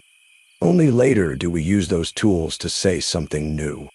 Without copying, there is no originality. Without imitation, there is no innovation. The same is true in music. Every great composer began by playing the music of others. Mozart played the works of Bach. Beethoven studied the masters before him. Jazz musicians spend years imitating scales, copying riffs, repeating patterns. It looks unoriginal. It feels repetitive. But through copying, they train their ears, their hands, their instincts. And one day, they begin to play something that has never been heard before. The originality grows out of imitation like a flower from soil. Artists follow the same path. Painters copy the techniques of their teachers. They, trace the strokes of those who came before. They reproduce the classics, sometimes line for line, shade for shade. It feels like copying because it is. But hidden within that copying, the hand learns precision. The eye learns proportion. The mind learns style. And then, once the skills are mastered, something new appears. Innovation rises from tradition. Originality rises from imitation. Even science is built on this paradox. No scientist begins by inventing new theories. They begin by studying the work of those who came before, by copying equations, by repeating experiments. The progress of knowledge is cumulative. Each discovery builds on the copied foundation of earlier discoveries. Newton himself said, "If I have seen further, it is by standing on the shoulders of giants." Even the greatest genius admitted that his originality was built on imitation. In business and technology, the paradox is just as clear. The first smartphones were not born out of nowhere. They copied features from computers, from phones, from music players, from cameras. Innovation was a combination, a recombination, a reimagining of things that already existed. The same is true for nearly every invention. Airplanes copied birds. Cars copied carriages. Computers copied calculators. And then, through copying, they became something original. Why does this paradox exist? Because originality cannot appear in a vacuum. The human mind is not an isolated spark. It is a fire that grows from the wood of tradition. Copying is how we gather the wood. Originality is the flame that rises once the wood is ready. If you try to be original without copying, first, you have nothing to build on. You are like a builder with no bricks, like a singer with no notes, like a painter with no colors. Originality is not the rejection of imitation. It is the transformation of imitation. Think of a tree. Its branches may spread in unique directions. No two trees are exactly alike. And yet, every tree grows from roots buried deep in the same soil. The roots are the copying, the tradition, the foundation. The branches are the originality, the innovation, the uniqueness. Without roots, the branches wither. Without copying, originality dies. This paradox also appears in our personal lives. People often want to stand out, to be different, to be unique. But uniqueness comes not from rejecting others completely, but from first learning from them. The apprentice learns from the master. The student learns from the teacher. The child learns from the parent. Copying does not erase individuality. It prepares it. The more deeply you copy, the more fully you can one day transform what you have learned into something original. Consider martial arts. Beginner copies every move of the instructor. Step by step, block by block, punch by punch. It feels mechanical, repetitive, unoriginal. But after years of copying, something shifts. The fighter begins to improvise, to adapt, to express their own rhythm, their own flow. What began as imitation becomes innovation. Copying is the road to originality. The innovation paradox also explains why so many people struggle with creativity. They want to skip the copying stage. They want to be original immediately, to produce something new without first imitating what already exists. But without that foundation, their originality collapses. Their work feels shallow, ungrounded, incomplete. The paradox reminds us that copying is not shameful. It is necessary. It is the path to originality, not the enemy of it. This truth can even be liberating. Many people fear that copying makes them less creative, but in reality, copying is practice, not theft. It is training, not weakness. Every musician who learns scales, every artist who studies anatomy, every writer who imitates style is not stealing. They are preparing. Copying is not the end. It is the beginning. Think of technology again. The first cars looked like horse-drawn carriages without horses. The first films looked like theater captured on a screen. The first websites looked like digital newspapers. Every innovation begins by copying the old world before creating a new one. To reject copying is to reject the very soil in which originality grows. And there is another layer to this paradox. Sometimes, copying itself becomes the act of originality. Think of fashion. Styles repeat, trends recycle, but each time, they come back slightly transformed, slightly adapted to a new era. Copying becomes innovation because the context has changed. The same design placed in a different world feels original. Copying and originality blur together, and the paradox deepens. Even in relationships, the paradox appears. We learn to love by imitating what we see. Children copy the gestures of affection from their parents. They learn how to care, how to connect by imitating. Later, they express love in their own way. The originality of love, the personal style of affection, is born from copying. To pretend otherwise is to deny our humanity. The innovation paradox also invites us to rethink humility. Originality often carries arrogance, the belief that we must be entirely unique, entirely separate from what came before. But the paradox humbles us. It reminds us that originality is a chain. We are links connected to the links before us.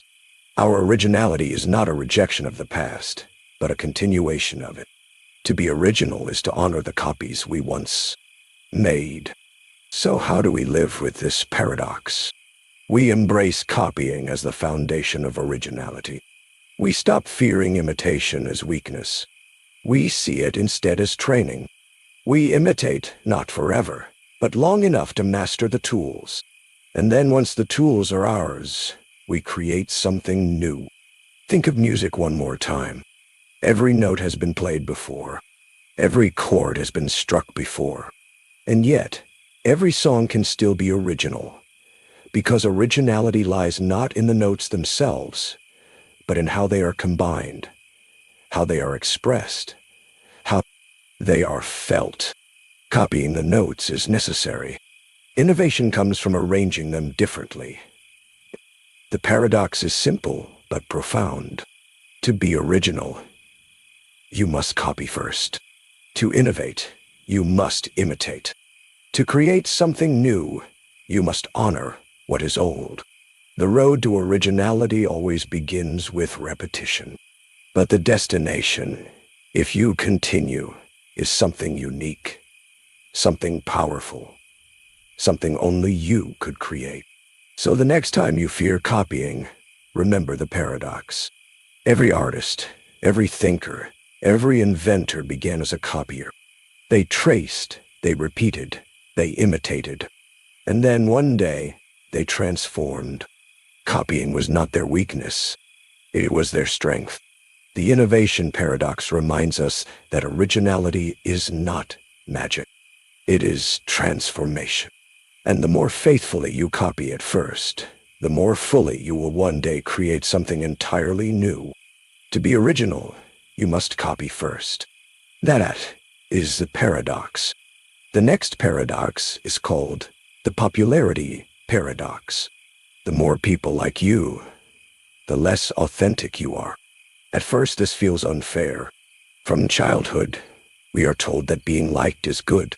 Teachers reward the likable students. Friends gather around those who are popular. Companies promote people who know how to please others. Popularity feels like a gift, like a measure of success. And yet, hidden beneath this desire to be liked, there is a paradox. The more you shape yourself to be liked by everyone, the less of yourself remains. Each smile adjusted, each word softened, each edge hidden, and soon you are no longer you. You are a mirror reflecting what others want to see. And the more people like that reflection, the less authentic you truly are. Think of school. The most popular student is rarely the one who is most themselves. It is the one who adapts. They wear what others admire. They say what others approve of. They hide what might make them different. They collect likes in the form of attention, but those likes come at a cost. Authenticity fades. They become careful, cautious, strategic. They are liked by many, but known by none. Now, think of social media, the great stage of our time. A person posts carefully crafted photos, writes carefully crafted captions, performs carefully crafted dances. Every post is designed to be liked, and the likes arrive. Hundreds, thousands, maybe even millions. But each like rewards the performance, not the reality. The more people like the image, the less the person behind the image feels seen. Popularity grows, but authenticity disappears. Why does this happen? Because authenticity is always sharp. It has edges, imperfections, truths that some will love and some will reject. To be authentic is to reveal yourself fully, and when you reveal yourself fully, not everyone will approve. Some will dislike you, some will misunderstand you, some will even judge you. That is the cost of being real. To be liked by everyone, you must sand down the edges until nothing real remains. The crowd does not love authenticity. The crowd loves performance. History shows this paradox clearly. The artists who are remembered most deeply were rarely the most popular in their own time. Van Gogh sold almost nothing while alive. His authenticity, his wild strokes, his unpolished emotion was too much for his era. But later, when the world was ready, his truth was celebrated. Meanwhile, countless popular painters of his time have been forgotten. They were liked, admired, approved of, but they were not authentic enough to last. The same is true in leadership. Leaders who strive to be liked by everyone often end up weak, bending with every wind. They avoid hard truths. They avoid unpopular decisions. They avoid standing firm. They keep popularity, but lose respect. On the other hand, leaders who dare to be authentic, who tell the truth, who risk disapproval, who hold to their values, may be disliked by many, but they are remembered. Authenticity outlasts popularity. Consider relationships. Someone who is desperate to be liked by their partner, who hides their flaws, who constantly agrees, who never reveals their real needs, may hold on to the relationship for a time. But it is not real love. It is performance.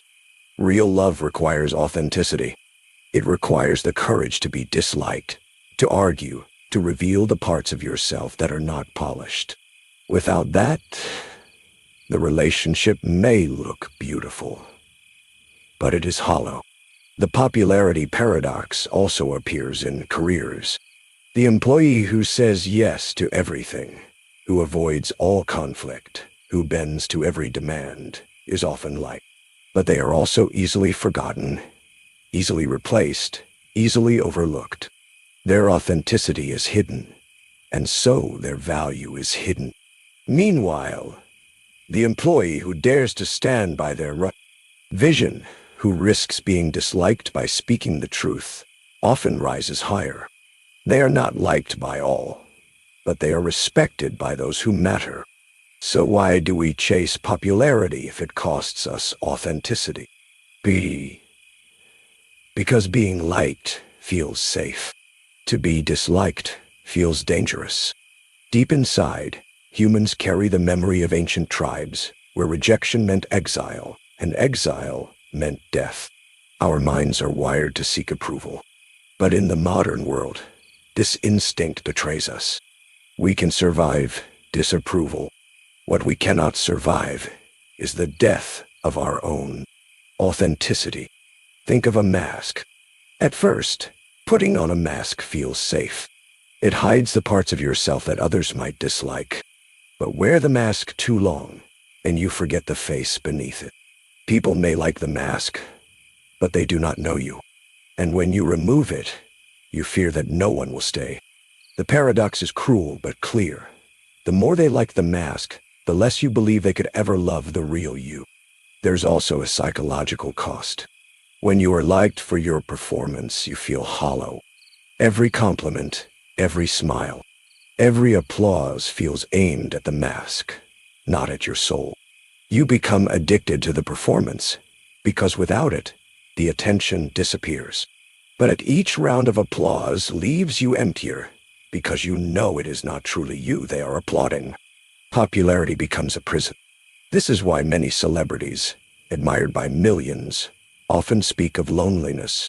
They are surrounded by fans who like the performance, but very few know the person. The greater the popularity, the greater the isolation.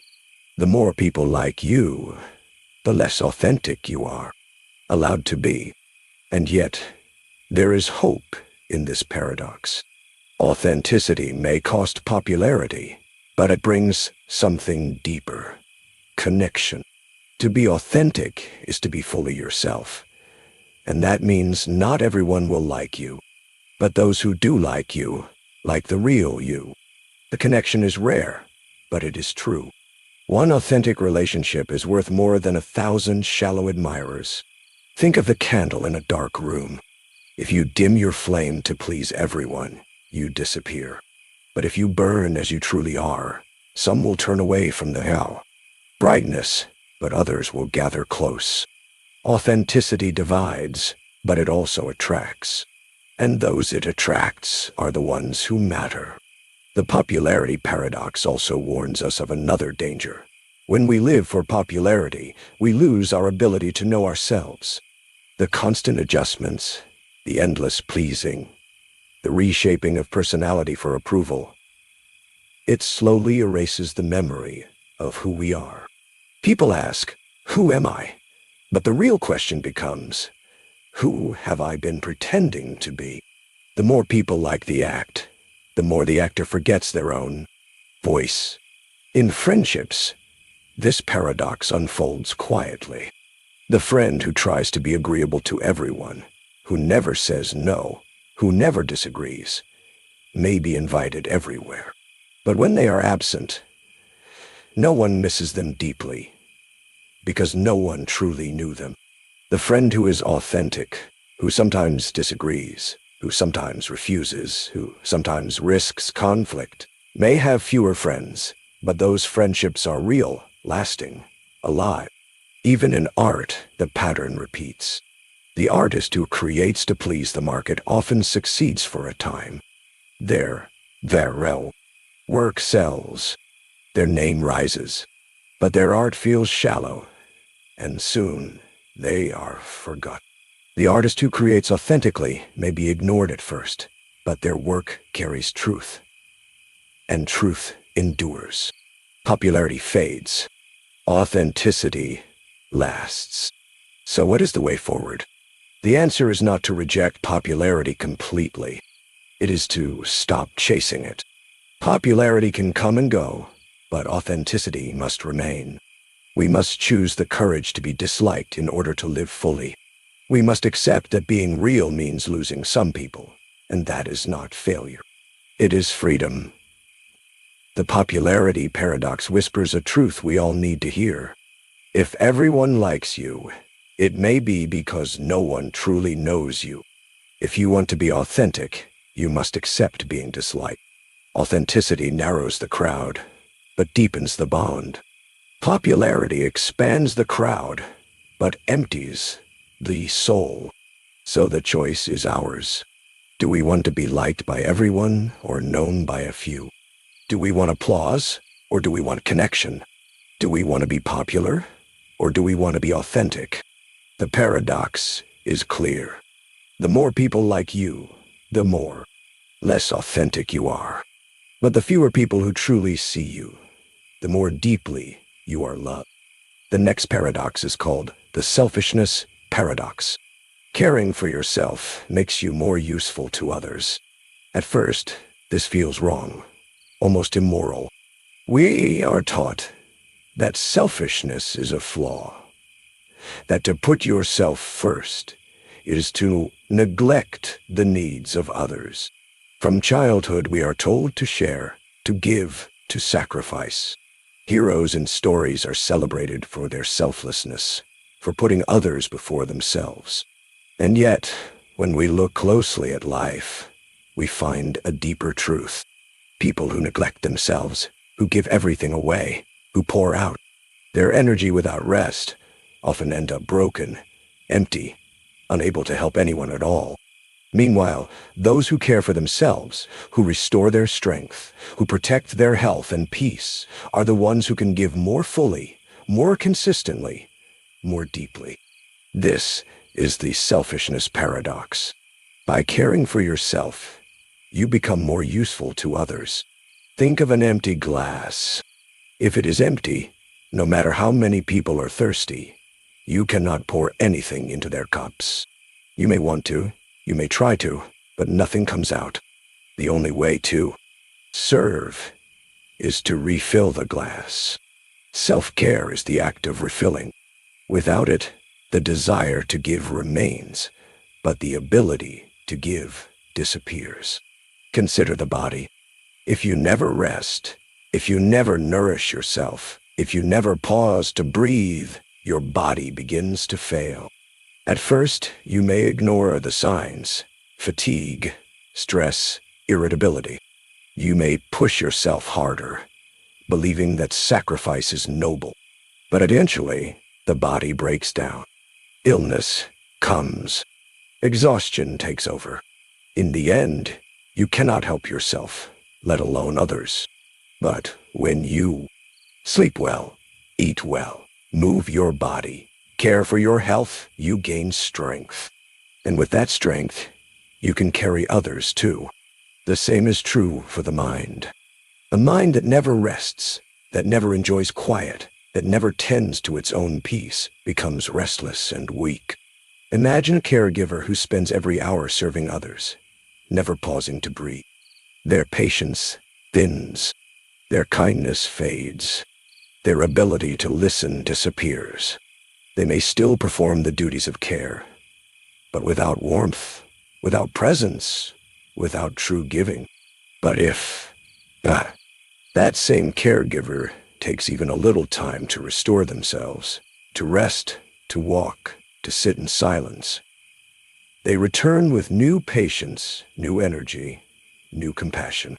The paradox becomes clear. Caring for yourself makes you more able to care for others. History and wisdom traditions echo this truth. In Buddhism, monks are taught to care for their own minds through meditation before they can guide others. In Christianity, even Jesus withdrew to quiet places to rest and pray before serving the crowds again. In medicine, doctors are trained to follow a principle: physician, heal thyself. The message repeats across cultures: you cannot give what you do not have. Consider relationships. A person who constantly sacrifices their own needs, who tries to be endlessly giving, often ends up resentful. They burn out. They begin to feel invisible, unappreciated, unloved. Their giving turns sour, poisoned by exhaustion.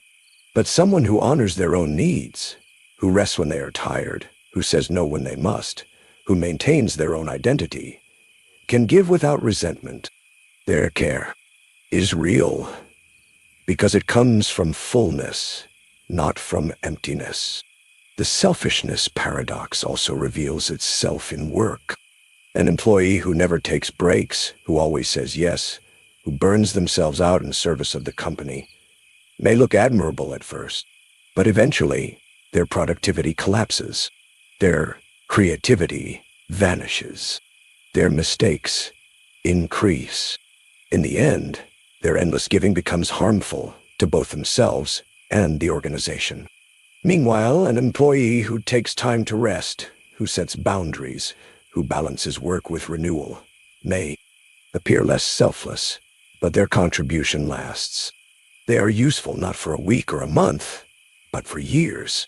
Think of the oxygen mask on an airplane. Every safety instruction begins the same way. Put on your own mask before helping others. At first, it feels selfish. Shouldn't you help your child, your loved one, the person beside you first? But the truth is clear. If you cannot breathe, you cannot help anyone. By caring for yourself first, you gain the ability to care for others. Without that, everyone suffers. There is also a deeper, psychological truth to this paradox. When we deny ourselves care, we begin to seek it unconsciously from others. The parent who never rests may unconsciously demand constant gratitude from their children. The friend who gives endlessly may secretly resent those who do not return the same. This is false giving. It looks generous, but it is rooted in emptiness. True giving comes only when we are already filled within. When we care for ourselves, we release others from the burden of filling us, and our giving becomes pure. Even creativity follows this pattern. Writers, artists, thinkers often feel guilty for stepping away from their work, for taking walks, for daydreaming. But those breaks are not wasted. They are the soil in which creativity grows. An exhausted artist produces nothing. A restored artist creates beauty that touches the world. Caring for oneself is not selfish.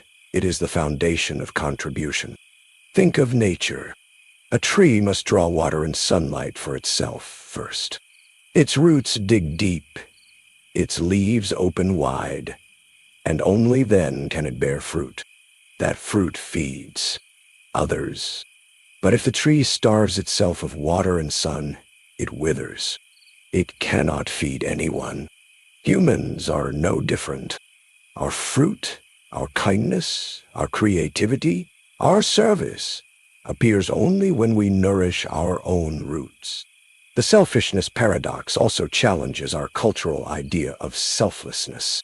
Too often, we confuse selflessness with self-destruction. We celebrate the person who never rests, who never says no, who gives until they collapse. But collapse helps no one. True selflessness is sustainable only when it is paired with self-care. Otherwise, it burns itself out like a candle in the wind. Consider parenting. Parents often feel they must give everything to their children. Every moment, every ounce of energy, every sacrifice. But children do not only need constant attention. They need healthy parents. They need role models who know how to rest, how to care for themselves, how to live balanced lives. A parent who neglects themselves teaches their children neglect. A parent who cares for themselves teaches their children strength. Caring for yourself is a form of caring for others. This paradox also applies in love. Many people lose themselves in relationships, pouring all of their energy into their partner, giving without limit. At first, this feels like devotion, but soon it becomes suffocation. The giver feels drained, the partner feels pressured, and the love becomes heavy. Real love requires two whole people, not one who disappears into the other. To bring your full self into love, you must first care for that self. Self-care is not the enemy of love. It is the soil in which love grows. So why does this paradox exist? Because life requires balance. To care for yourself and others is not a choice of one against the other. It is a cycle. You fill your own cup so you can pour into others. You rest so you can work. You breathe so you can speak. You live fully so you can help others live. Without this cycle, giving becomes impossible. Philosophers have understood this too. Aristotle spoke of the golden mean, the balance between extremes. Too much selfishness leads to greed. Too much selflessness leads to destruction. True virtue lies in balance, in the middle, in the harmony of giving and receiving. The selfishness paradox also reveals something about identity. When you care for yourself, you protect your sense of self. You maintain the strength of your individuality, and that individuality is exactly what others need. The world does not need another copy, another mask, another performer of duties. It needs you, your mind, your heart, your presence. By caring for yourself, you keep that presence alive. Think of great leaders again, the ones who endured for decades, who gave their energy to movements, to nations, to humanity, were often those who protected their own routines of renewal. They walked, they read, they reflected, they stepped away. Without those moments of care, their service would not have lasted. Their selfishness was the very thing that made them able to give so much. And there is a final dimension to this paradox: joy. When you care for yourself, when you live fully, when you allow yourself to be nourished, you radiate joy. And joy is contagious. Your care for yourself does not only benefit you, it benefits everyone who touches your life. People feel it in your presence. They feel it in your words. They feel it in your calm. Caring for yourself is not withdrawal from others. It is a gift to them. So how do we live with this paradox? We must let go of the guilt that comes with self-care. Resting is not selfish. Eating well is not selfish. Saying no is not selfish.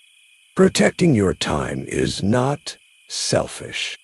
These are acts of strength, acts of wisdom, acts of preparation for deeper giving. The selfishness paradox whispers a truth that can free us. Caring for yourself does not mean you love others less. It means you love them more wisely. It means you understand that your strength is their strength, your health is their security, your joy is their gift. Imagine again the glass of water. When you refill it, you are not stealing from others. You are preparing to give. When you care for yourself, you are not withdrawing. You are strengthening your ability to serve. The paradox is clear. Caring for yourself makes you more useful to others. Ignoring yourself makes you useless to them. So the choice is not between selfishness and service. The choice is between false service that burns out quickly and true service that lasts a lifetime. And true service always begins with self-care. The selfishness paradox reminds us that the best way to love others is to begin with yourself. Fill your cup. Protect your strength. Nurture your joy. And then, from that fullness, give. Because when you care for yourself, you are not stepping away from others. You are stepping closer to them, stronger, fuller, and more ready to love. The next paradox is called the focus paradox. Narrowing your focus expands your impact. At first, this feels wrong. We are taught that if we want to succeed, we must do more. We must keep our options open, chase many paths, juggle many goals. The modern world celebrates multitasking, the ability to do 10 things at once, to keep every door open, to never limit ourselves. Focus seems like limitation. Narrowing your attention seems like shrinking your possibilities. And yet, life reveals the opposite. The more you narrow your focus, the more powerful your results become. The more you choose one thing deeply, the more your impact expands. Think of light. A lamp spreads light in all directions. It glows gently, but its power is weak. It can illuminate a room, but no more. Now, think of a laser. It is the same light, but focused into a narrow beam. That beam can cut through steel. The difference is focus.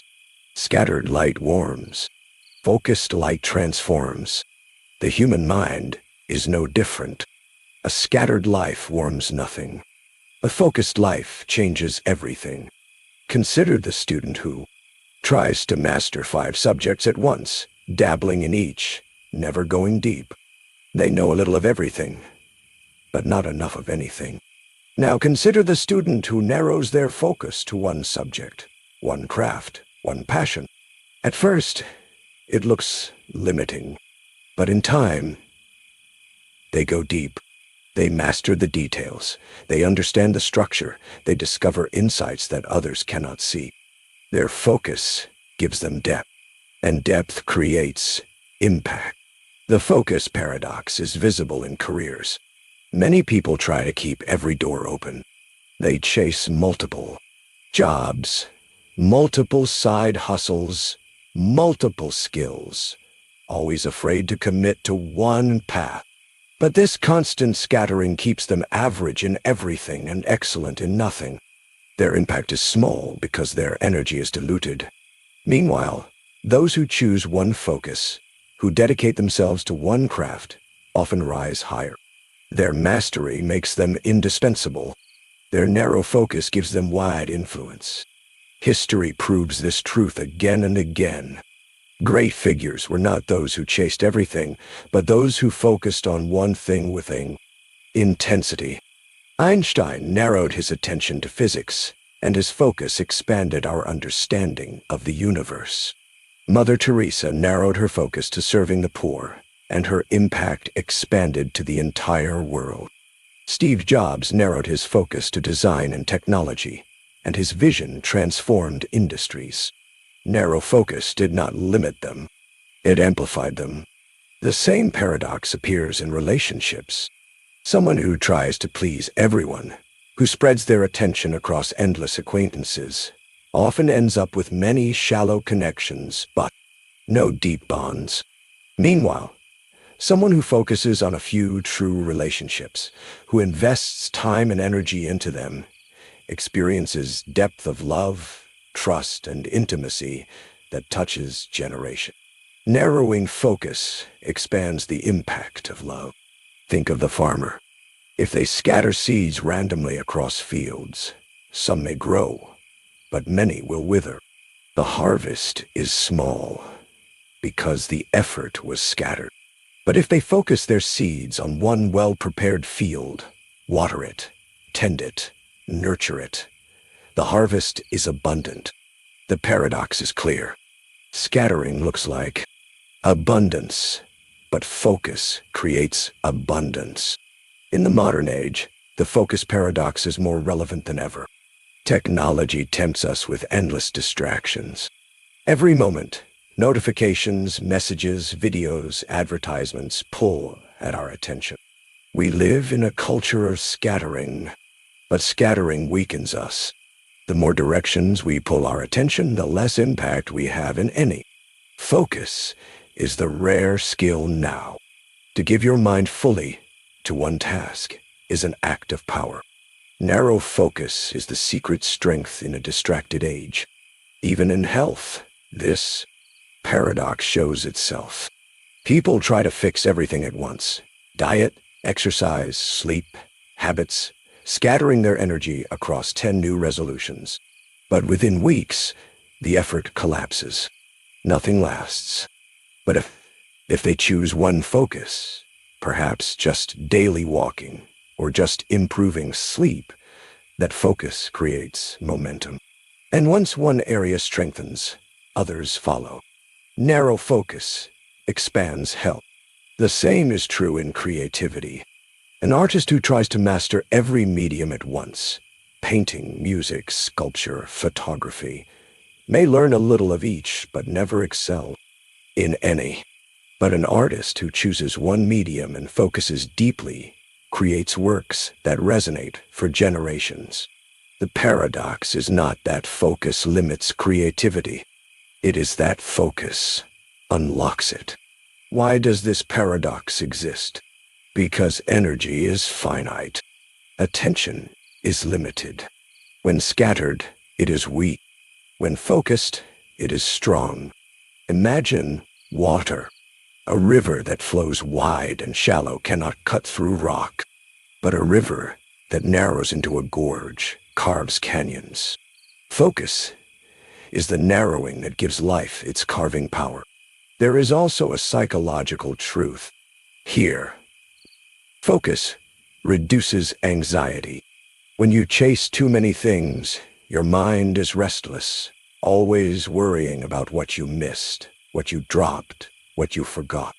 But when you focus on one thing, the noise quiets.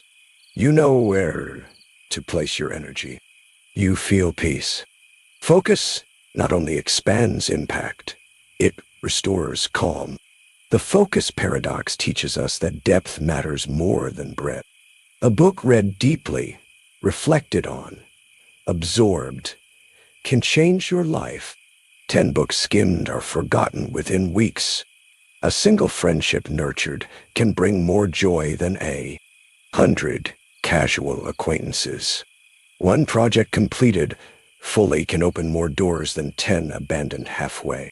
Narrowing focus expands impact because it creates depth, and depth creates power. Consider sports again. The athlete who tries every sport may have fun, but they rarely become a champion. The one who focuses on one, who trains daily, who narrows their life to a single discipline, rises to the top. Their narrow focus creates wide recognition. The paradox is clear. The narrower the path, the greater the impact. In love, the same holds true. Wait, to love everyone lightly is to touch no one deeply. But to focus your love on one person, one family, one community, is to create a bond that ripples outward. A parent who focuses on their children shapes generations. A mentor who focuses on one student may change a life that later changes the world. Narrow love creates wide impact. The focus paradox even applies spiritually. Many traditions teach the power of meditation, prayer, contemplation. The act of narrowing attention to one breath, one word, one still point. From that narrow focus, a sense of infinite expansion arises. The mind becomes clear, the soul becomes calm, and life itself feels larger. Narrow focus opens wide awareness. Think of fire. Scattered sparks die quickly. But gather them in one place, feed them, focus them, and they become a flame that warms, a fire that spreads, a beacon that guides. Your life's energy is the same. Scattered, it fades. Focused, it ignites. And yet, many resist this paradox. They fear focus will close doors. They fear that choosing one path means losing others. And in one sense, this is true. Focus requires sacrifice. To choose one thing means not choosing another. But paradoxically, the sacrifice creates expansion. By giving yourself fully to one path, you achieve results that open more doors than scattering ever could. The loss is small compared to the gain. The focus paradox also reminds us that mastery requires repetition. To go deep into anything requires doing it again and again, often to the point of boredom. And yet, within that repetition, creativity blossoms. The musician practicing scales may feel trapped, But those scales unlock the freedom of improvisation later. The writer drafting daily may feel confined, but that discipline births stories that last. Narrow focus creates the conditions for wide freedom. Even in leadership, this paradox holds. A leader who tries to solve every problem spreads themselves thin and achieves little. But a leader who chooses one clear mission, one focused vision, inspires others to join, multiplies their impact, and achieves what once looked impossible. Focus in leadership expands collective power. T. So how do we live with this paradox? We must dare to choose. We must dare to say no to scattering, no to endless distraction, no to the illusion that doing everything creates more. Instead, we must trust that doing one thing deeply creates the most. This is not easy. The world pulls us towards scattering. It tells us we are missing out if we do not chase every option. But the truth is that scattering makes us miss the one thing that could transform our life. Focus is not loss. Focus is gain. The focus paradox whispers this truth. The more you narrow, the more you expand. The more you choose one thing, the more your influence spreads. The more you go deep, the more your life touches others. Think again of the laser. It does not fear being narrow. It knows its power lies in focus. If your life feels scattered, powerless, weak, perhaps it is not because you lack energy, but because you lack focus. Narrow the beam. Choose the path. Go deep. And when you do, you will find the paradox alive. By narrowing your focus, you expand your impact. By going small, you become great. By choosing less, you give more. That is the focus paradox. The next paradox is called the dream paradox. The bigger the dream, the smaller the steps. At first, this sounds impossible. We imagine big dreams requiring big actions, massive leaps, bold risks. We think of giant breakthroughs, sudden success, overnight transformations. The bigger the dream, the bigger the effort, or so we are taught. But the truth is the opposite. The greater your vision, the more it depends on small, humble, consistent steps. The paradox is clear. The bigger the dream, the smaller the steps. Think of a mountain. From a distance, it looks enormous, impossible to climb. You imagine you must leap to the top, conquer it in one heroic act. But when you begin, you realize the truth. You climb it one small step at a time. Each step looks insignificant. Each step barely changes the view. And yet, over time, those small steps carry you to the summit. Big dreams are not achieved in one giant move. They are built from countless small steps. History proves this. The great cathedrals of Europe, towering structures that took the breath away of generations, were not built overnight. They took decades, even centuries. Each stone placed by hands that would never see the finished work. Each day, workers laid a few more bricks, carved a few more details. The dream was enormous, but the steps were small. And in the end, the dream became real. The same is true in science. Space exploration, perhaps humanity's greatest collective dream, did not begin with rockets flying to the moon. It began with tiny experiments, calculating orbits, testing fuel, measuring air resistance. Each step was small, almost invisible, but together they led to the giant leap of landing on the moon. The dream was vast, but the path was built step by step. In personal life, we see the dream paradox too. Someone dreams of writing a book. The dream feels overwhelming, impossible.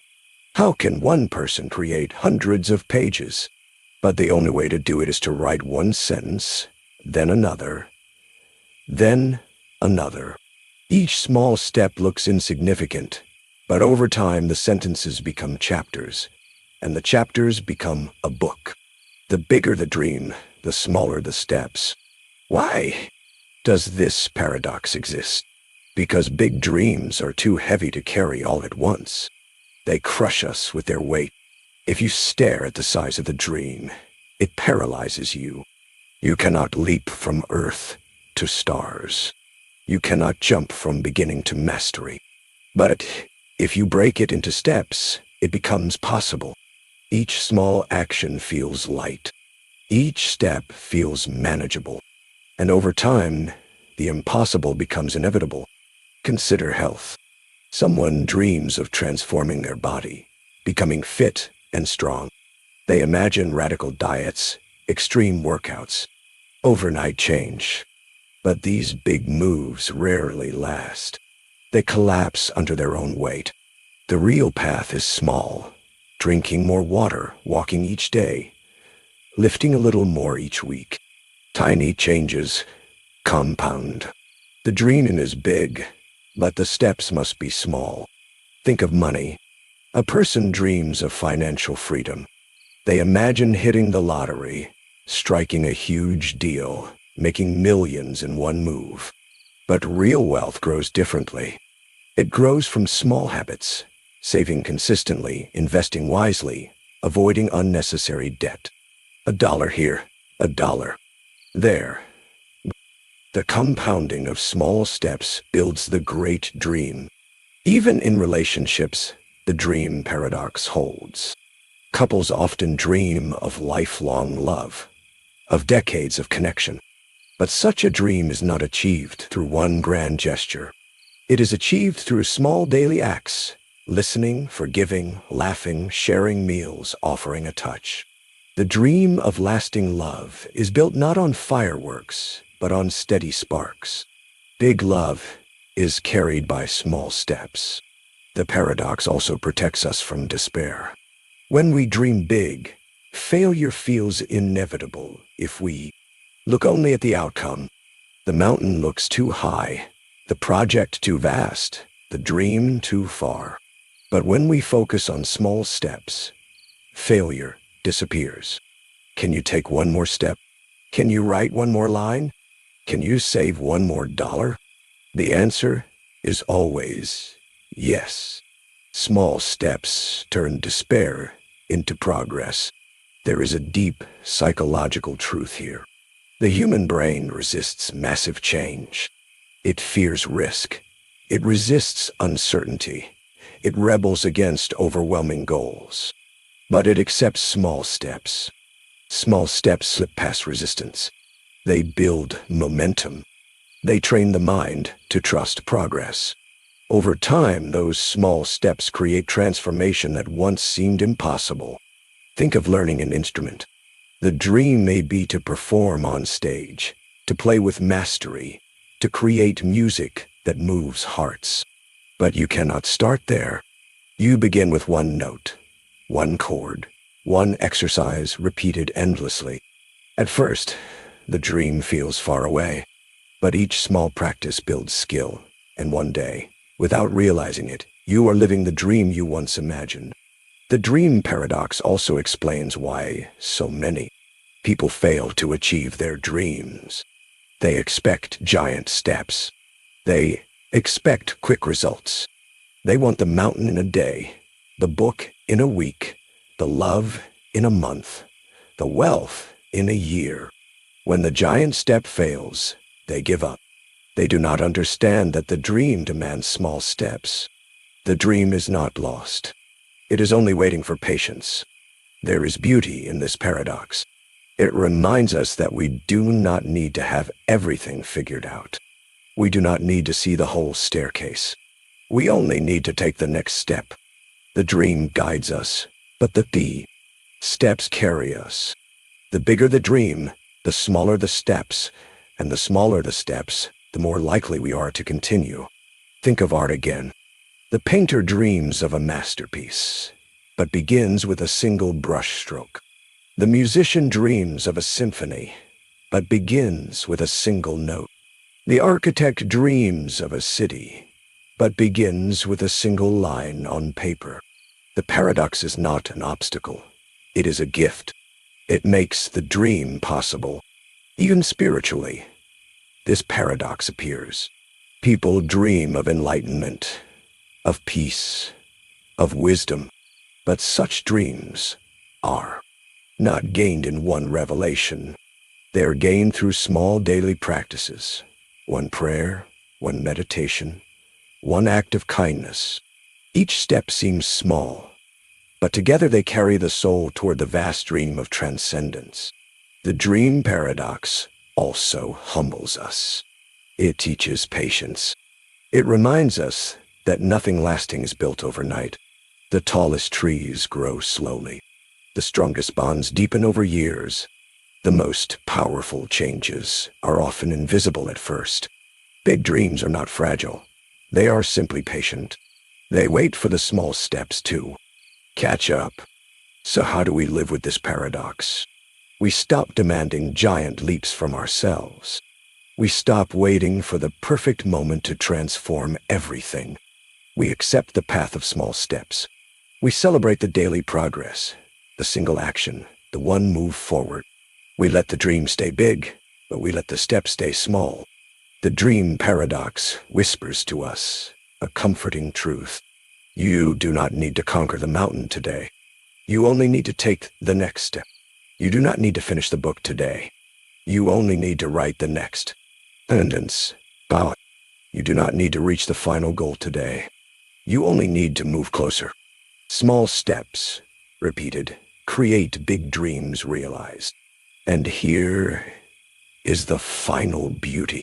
When the dream is finally reached, when the mountain is climbed, when the book is finished, when the love endures, when the vision becomes reality, you look back and realize it was not the big dream that changed you. It was the small steps. Each step made you stronger, wiser, more patient, more resilient. The dream gave you direction, but the steps gave you transformation. So the paradox is clear. The bigger the dream, the smaller the steps. The greater the vision, the humbler the actions. The dream may be vast, but the path is simple. One step, then another, until one day, without realizing it, you are living the dream that once seemed impossible. That is the dream paradox. The next paradox is called the ego paradox. Letting go of ego makes you unforgettable.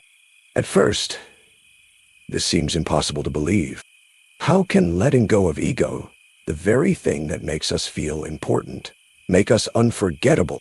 Isn't ego what pushes us to stand out, to fight for recognition, to make our mark on the world? We imagine that without ego, we would fade into the background, invisible, irrelevant. But the truth is the opposite. The more tightly we cling to ego, the more forgettable we become.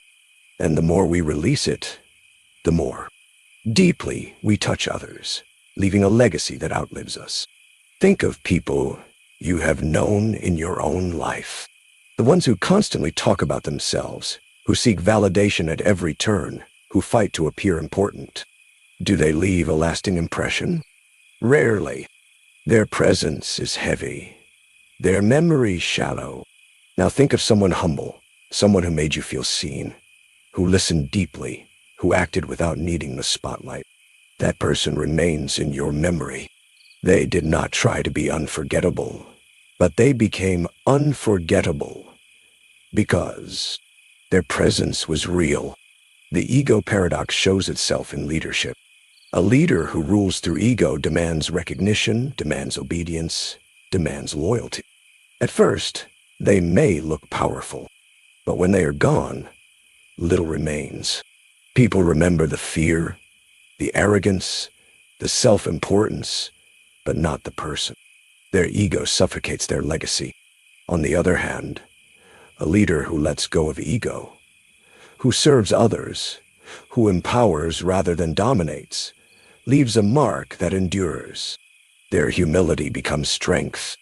Their selflessness becomes unforgettable. History is filled with such contrasts. Think of dictators who filled statues with their own image, who named cities after themselves, who forced entire nations to worship their ego. When they fell, those statues were torn down, their names erased, their memory despised. Their ego made them loud in life but silent in history. Meanwhile, think of people like Gandhi or Mother Teresa. They did not build monuments to themselves. They did not chase ego. They gave themselves to others, and in doing so, became unforgettable. Their humility made their memory eternal. The paradox also appears in art. Artists, driven purely by ego, often produce works that are flashy but shallow, designed for attention rather than truth. Their names may rise quickly, but they fade just as fast.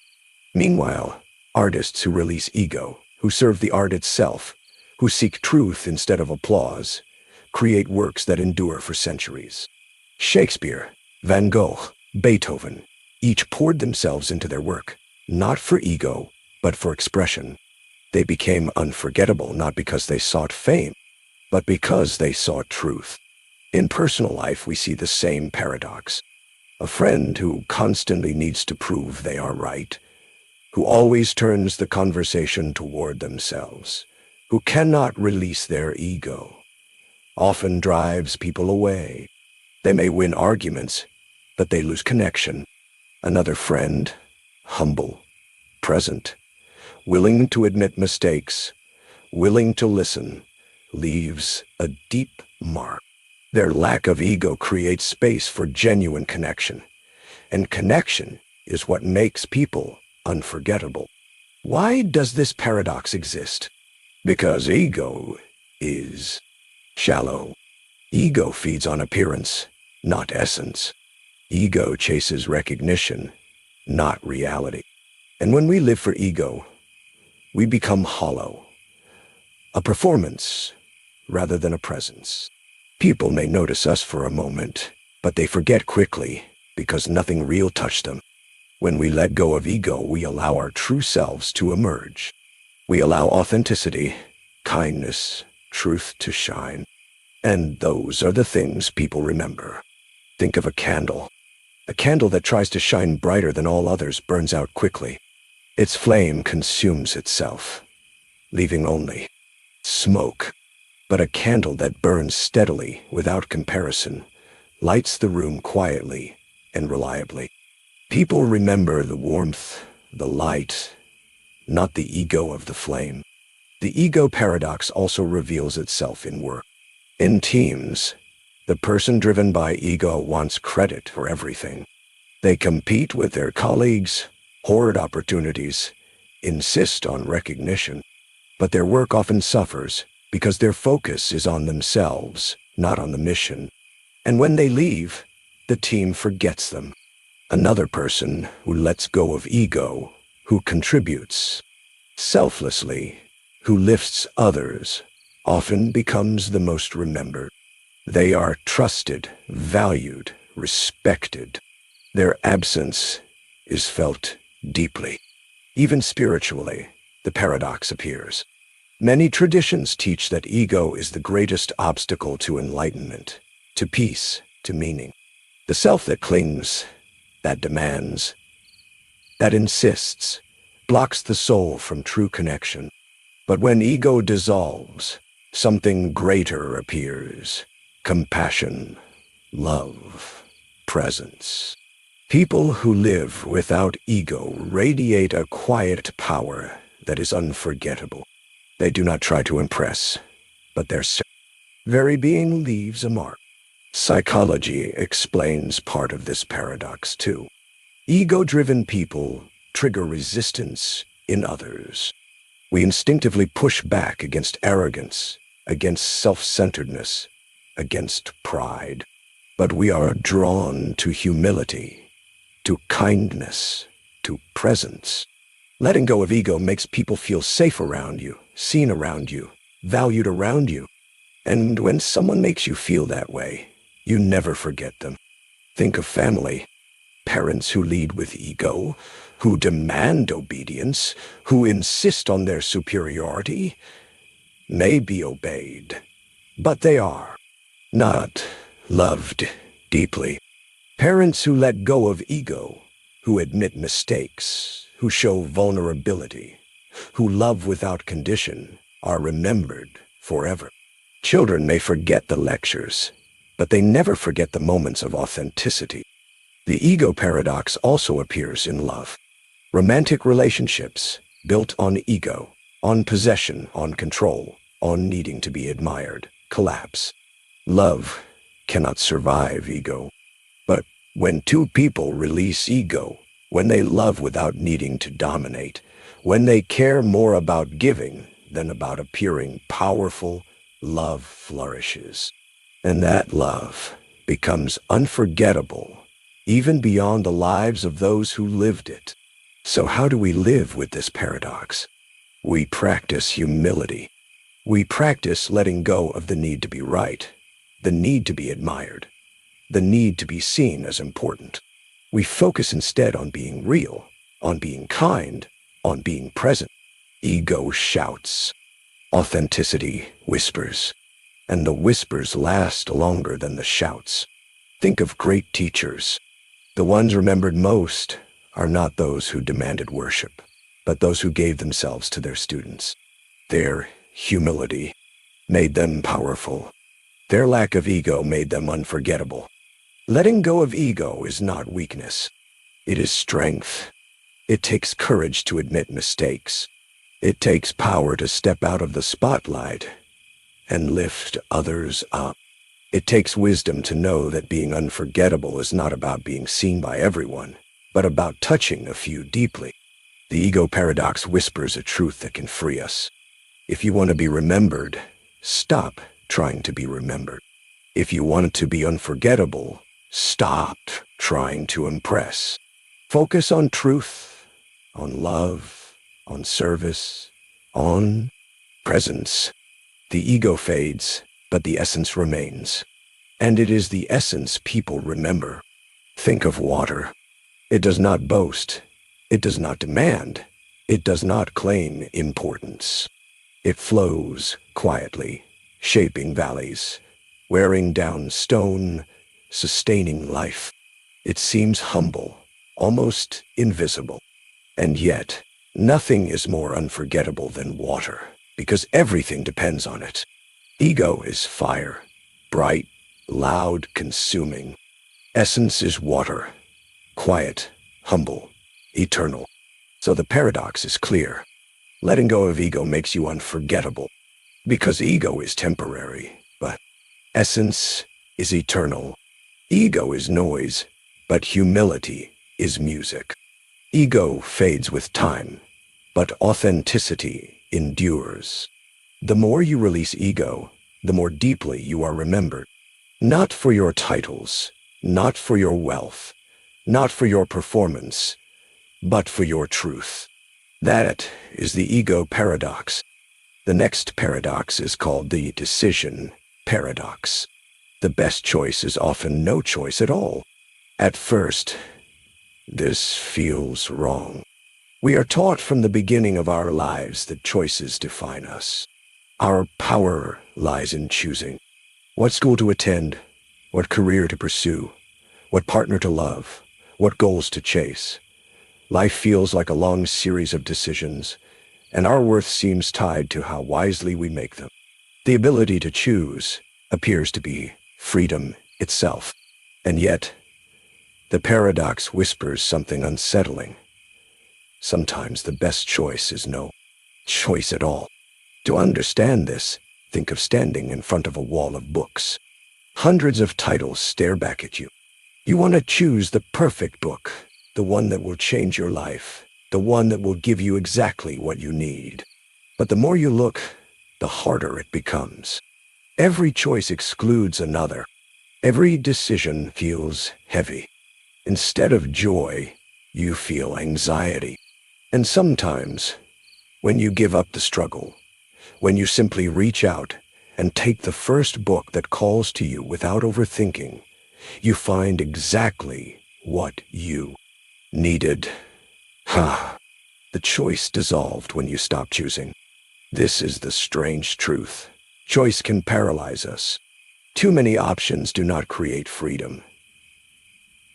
They create chains. Psychologists call it decision fatigue. Every option demands energy. Every decision drains the mind. And when we believe that everything depends on making the perfect choice, we trap ourselves in endless hesitation. Sometimes, the wisest move is to release the pressure, to stop searching for the perfect path, and to let life move us forward without resistance. Think of water flowing down a mountain. It does not pause at every rock to debate its options. It moves, finding the path naturally. If one path is blocked, it finds another. There is no anxiety in the water, no hesitation, no endless search for the right choice. It flows, and in flowing, it always reaches the sea. When we release the need to control every choice, we flow like water. We discover that life has a way of carrying us where we need to go. This paradox appears everywhere. In love, for example, many people spend years trying to choose the perfect partner, analyzing, calculating, weighing every possibility. And yet, love often arrives when choice disappears, when you simply meet someone, connect deeply, and allow yourself to be present. You don't decide to fall in love. You allow it. Love chooses you. The best choice was no choice at all. In careers, the same paradox unfolds. Some people freeze at the crossroads of possibilities. They try to pick the perfect job, the perfect city, the perfect timing. They hesitate so long that opportunities pass them by. Others simply step forward. They take a job, learn, grow, adapt. What began as no choice becomes a path that shapes them deeply. Their success is not the result of endless calculation, but of movement. Think of history. Some of the greatest discoveries were accidents, not choices. Penicillin was discovered when Alexander Fleming noticed mold-killing bacteria in a Petri dish. He did not choose that moment. It happened, and he accepted it. The microwave oven, X-rays, even fire in the ancient world, all arrived not from deliberate choice, but from chance. Embraced. The paradox is that sometimes stepping aside from choice allows discovery to find us. But why does this paradox exist? Because choice is tied to ego. We believe that if we make the right choice, we control life. But life is far bigger than our calculations. The river of existence flows whether we choose or not. Sometimes, letting go of the illusion of choice allows us to experience life more fully. The best choice is surrender. The best choice is trust. Consider meditation. The mind races, full of choices, what to think, what to do, where to go. But meditation asks us to let go of choosing, to sit, to breathe, to allow. And in that absence of choice, clarity appears. The mind, freed from the burden of constant decision, discovers peace. This paradox also reveals itself in creativity. Writers, artists, musicians often struggle when faced with infinite choices. A blank canvas, a blank page, an empty score, all seem overwhelming. But when they stop forcing, when they stop trying to choose the perfect beginning, something shifts. They let their hand move. They let the words spill. They let the notes fall. The act of creating emerges not from choice, but from surrender. The best choice was no choice at all. Even in relationships with ourselves, the decision paradox plays out. We push ourselves to decide constantly what habits to build, what goals to set, what direction to follow. But sometimes, the greatest growth comes when we stop choosing and simply live. When we release the endless search for the best self and instead allow ourselves to be, transformation happens naturally. The best choice is to stop choosing who to be and simply become. Think of a tree. It does not choose where to grow. A seed falls, the soil receives it, and it takes root. It grows toward the sun without hesitation, without endless debate. It simply grows, and in doing so, it becomes magnificent. If the tree had to decide where to grow, how to grow, when to grow, it would never begin. The paradox is that by not choosing, it fulfills its destiny. This does not mean choice is meaningless. There are times when we must decide, but the paradox reminds us that not all choices are equal. Some choices are illusions. We agonize over paths that do not matter. We cling to decisions that will fade with time. And in our obsession with choosing, we miss the flow of life. The wisdom is in knowing when to act and when to release. Consider this. Many of the most important things in your life were not chosen. You did not choose where to be born, when to be born, who your parents were, what language you speak first. You did not choose many of the people who shaped your path. They arrived. Life chose them for you. And yet, these unchosen elements often define us more than anything else. The paradox is that no choice at all is often the most powerful choice. Psychology also reveals the truth here. People who constantly agonize over choices often feel less satisfied, even when they choose well. Their minds replay possibilities, wondering what might have been. But those who release the obsession with perfect choice often feel more peace. They accept what is, instead of chasing what could have been. The best choice was no choice, because no choice freed fate from regret. There is also a spiritual lesson in this paradox. Many traditions teach that surrender is the highest wisdom, not the surrender of defeat, but the surrender of ego. The ability to say, I do not need to control everything. I will move with life.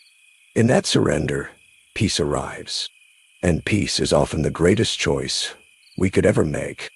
Think of the ocean. No wave chooses its direction. It rises, it falls, it returns. And yet, the ocean is vast, powerful, unforgettable. Each wave plays its part without needing to choose. We, too, can live this way. We too can rise, move, return, without the burden of endless choice. The decision paradox does not mean passivity. It means trust. It means understanding that constant control is not strength. It is weakness. The obsession with choosing drains us. The willingness to let go strengthens us. The best choice is often to release the illusion of choice and allow life to unfold. So, how do we practice this paradox? We simplify. We limit unnecessary choices. We stop agonizing over the small details. We create routines to free the mind from constant decision fatigue. And when we face life's great unknowns, we trust that sometimes no choice is the choice that allows life to reveal itself. Imagine standing at a fork in the road. You could agonize for hours, weighing every possibility, or you could simply walk. The path you choose may not matter as much as the walking itself. Life is not waiting for the perfect decision. It is waiting for your movement. The best choice is to move, even if no choice feels certain. In the end, the paradox becomes clear. Choice is power, but too much choice is prison. Freedom is not found in choosing endlessly, but in knowing when to stop. The best choice is often no choice at all, because no choice frees us from fear, from hesitation, from illusion. No choice allows life to choose with us, to carry us forward, to surprise us with outcomes we never could have designed. The decision paradox whispers a quiet truth. You do not always need to choose. You do not always need to control.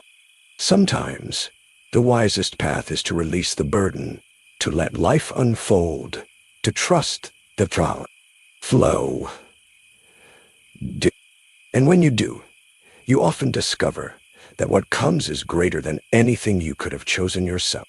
So the paradox is this: the best choice is often no choice at all. Because when you stop choosing, you start living. When you stop forcing, you start flowing. And when you release ego, you find the life that was waiting all along. The next paradox is called the learning curve paradox. The harder it feels to learn, the deeper it sticks. At first, this sounds discouraging. Why should learning feel hard? Isn't the goal of knowledge to make life easier, to bring clarity, to reduce confusion? We imagine learning as something smooth, something that should come naturally if we are talented or intelligent. But the truth is very different. Real learning is often uncomfortable. It stretches the mind. It frustrates us. It makes us feel clumsy and even foolish. And yet, paradoxically, the harder it feels in the moment, the more deeply it embeds itself in memory. The struggle of learning is what makes learning last. Think of a child learning to write. At first, the pencil feels heavy. The letters wobble across the page. The hand cramps with effort. Each word takes enormous concentration. It is not easy. But slowly, through repetition and through that very difficulty, the letters become smooth. The words flow naturally. Years later, the child no longer thinks about writing at all. The skill has become second nature, precisely because the struggle carved it deep into the brain. Now think of learning a new language. At first, the sounds twist the tongue awkwardly. The grammar rules confuse. The vocabulary refuses to stay in memory. Every sentence feels like climbing a mountain. And yet, scientists have shown that this kind of effort, the difficulty of retrieving words, the frustration of mistakes, is exactly what cements the language into long-term memory. The easy lessons are quickly forgotten. The hard lessons stay. The paradox is clear. The more uncomfortable the process, the more permanent the knowledge. This is not just an idea. It is how the brain works. Neuroscience tells us that when we struggle, when we reach for something just beyond our current ability, the brain grows. Connections between neurons strengthen. New pathways form. The active effort of wrestling with difficulty literally reshapes the brain. Easy learning does not leave such marks. Difficulty does. The harder it feels, the deeper it sticks. History shows this as well. Great inventors, philosophers, and artists rarely learned in comfort. They pushed themselves through endless trial and error. Think of Leonardo da Vinci, filling notebook after notebook with sketches, experiments, calculations. Think of Beethoven, struggling with new forms, pushing music into places it had never been. Think of Marie Curie, laboring over experiments for years in poor conditions, her body suffering even as her discoveries reshaped the world. None of it was easy. But precisely because it was hard, the knowledge endured and changed humanity. This paradox also reveals itself in ordinary life. Think of learning to ride a bicycle. You fall, you scrape your knees, you wobble, you cry. The process feels painful, even humiliating. But then, one day, you ride freely. And once you learn, you never forget. The difficulty of those early falls is what seared the lesson into your body. If it had been easy, it would not have lasted. The deeper the struggle, the more permanent the skill. Why does this paradox matter? Because too often we avoid difficult learning. We want everything to feel smooth, quick, and comfortable. We want shortcuts, hacks, instant results. But easy learning fades. The notes we glance at quickly before a test vanish the next day. The skill we half practice slips away as soon as we stop. Only what is wrestled with, only what is earned through effort, stays with us for life. Think of reading. When you skim through a page without effort, you retain almost nothing. But when you struggle with a challenging text, when you reread, when you take notes, when you force your brain to wrestle with the meaning, the ideas stay. The very friction of the process engraves the knowledge into memory. Struggle is not the enemy of learning. Struggle is the proof that learning is happening. The learning curve paradox also applies to personal growth. The lessons we learn most deeply are rarely the easy ones. They are the painful ones. The heartbreak that teaches us about love. The failure that teaches us about resilience. The rejection that teaches us about self-worth. These lessons hurt, but because they hurt, we never forget them. They shape us in ways success and comfort never could. Consider the world of sports. An athlete does not grow stronger by lifting weights that feel easy. Strength comes from the burn, the shaking muscles, the painful last repetitions. It feels uncomfortable, but that discomfort is the signal of growth. The same is true of learning. The moments when your brain feels stretched, when you feel slow, when you feel like giving up, those are the moments of growth. The harder it feels, the deeper it sticks. This paradox even explains why teaching others is such a powerful way to learn. When you teach, you must struggle to explain. You must wrestle with gaps in your own understanding. You must face confusion and push through it. The effort feels heavy, but it locks the knowledge in place. Teaching is hard, but because it is hard, it transforms shallow knowledge into deep mastery. Psychology has a term for this: desirable difficulty. It means that the very difficulties we complain about in learning are the ones that make it effective. Struggling to recall, struggling to apply, struggling to understand, these difficulties are not signs of failure, but signs that learning is working. Without them, the mind forgets. With them, the mind remembers. Even in spiritual traditions, the paradox is honored. Wisdom is not gained in comfort. It is gained through struggle. Fasting, meditation, long hours of silence, painful confrontations with the self. These practices are hard, even grueling. But because they are hard, they leave deep marks. The wisdom endures precisely because it was not easily won. The learning curve paradox also humbles us. It reminds us that intelligence is not about instant brilliance. It is about persistence. The student who struggles but keeps going often surpasses the one who learns easily at first but avoids difficulty. The struggle is not a weakness. The struggle is the strength. Think of memory itself. The things you learned without effort, what you casually heard, what you half saw, what you glanced at, those memories vanish quickly. But the things you struggled to understand, the names you had to repeat, the problems you had to wrestle with, the lessons that frustrated you, those are the ones you remember years later. The mind values what it has worked for. Effort seals memory.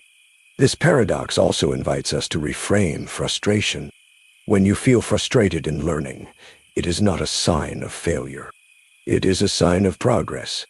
The brain is changing. The mind is expanding. The very feeling of difficulty is proof that something new is being carved inside you. The frustration is not the obstacle to learning.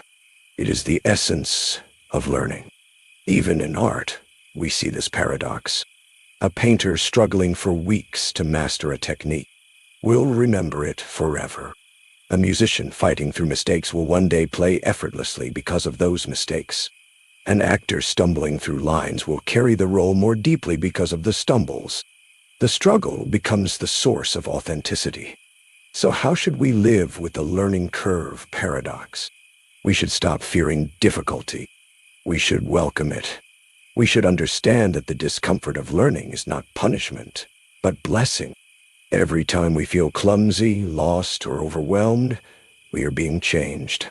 We are being reshaped into someone stronger, wiser, more capable. Imagine climbing a mountain. The easy paths teach you little. The steep cliffs, the slips, the bruises, those are the parts you remember, the parts that shape you. When you reach the summit, the view is beautiful not because it was easy, but because it was hard. The struggle carved the memory into you. The learning curve paradox is a reminder of patience. Too often, we give up when learning feels hard. We think, this is not for me. I am not talented enough. I am failing. But the truth is the opposite. The difficulty is the very sign that the lesson is taking root. If it were easy, it would not last. If it feels hard, it is working. Even in the smallest details of life, the paradox appears. Learning to cook, to fix something, to manage finances, to navigate conflict. At first, all of these feel awkward, difficult, frustrating. But later, because of that awkwardness, you never forget. The knife cuts smoother.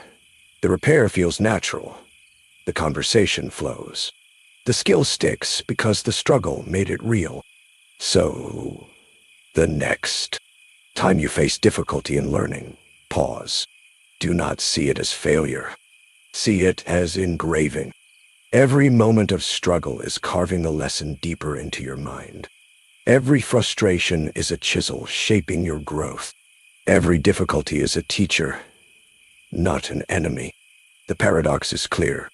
The easier the lesson, the faster it fades. The harder the lesson, the deeper it stays. The struggle you feel today is the strength you carry tomorrow. The learning curve paradox is not a curse. It is a gift. The harder it feels to learn, the deeper it sticks. That is the paradox. That was just the beginning. Each paradox opened another door, another way of looking at life. And now, after this journey, the world feels different, softer, quieter, full of hidden meaning. Let these ideas settle inside you. No need to remember them all. They will stay, like seeds, growing silently. For tonight, just rest, breathe, slowly. Drift into sleep, knowing that life is richer and stranger than it first appears.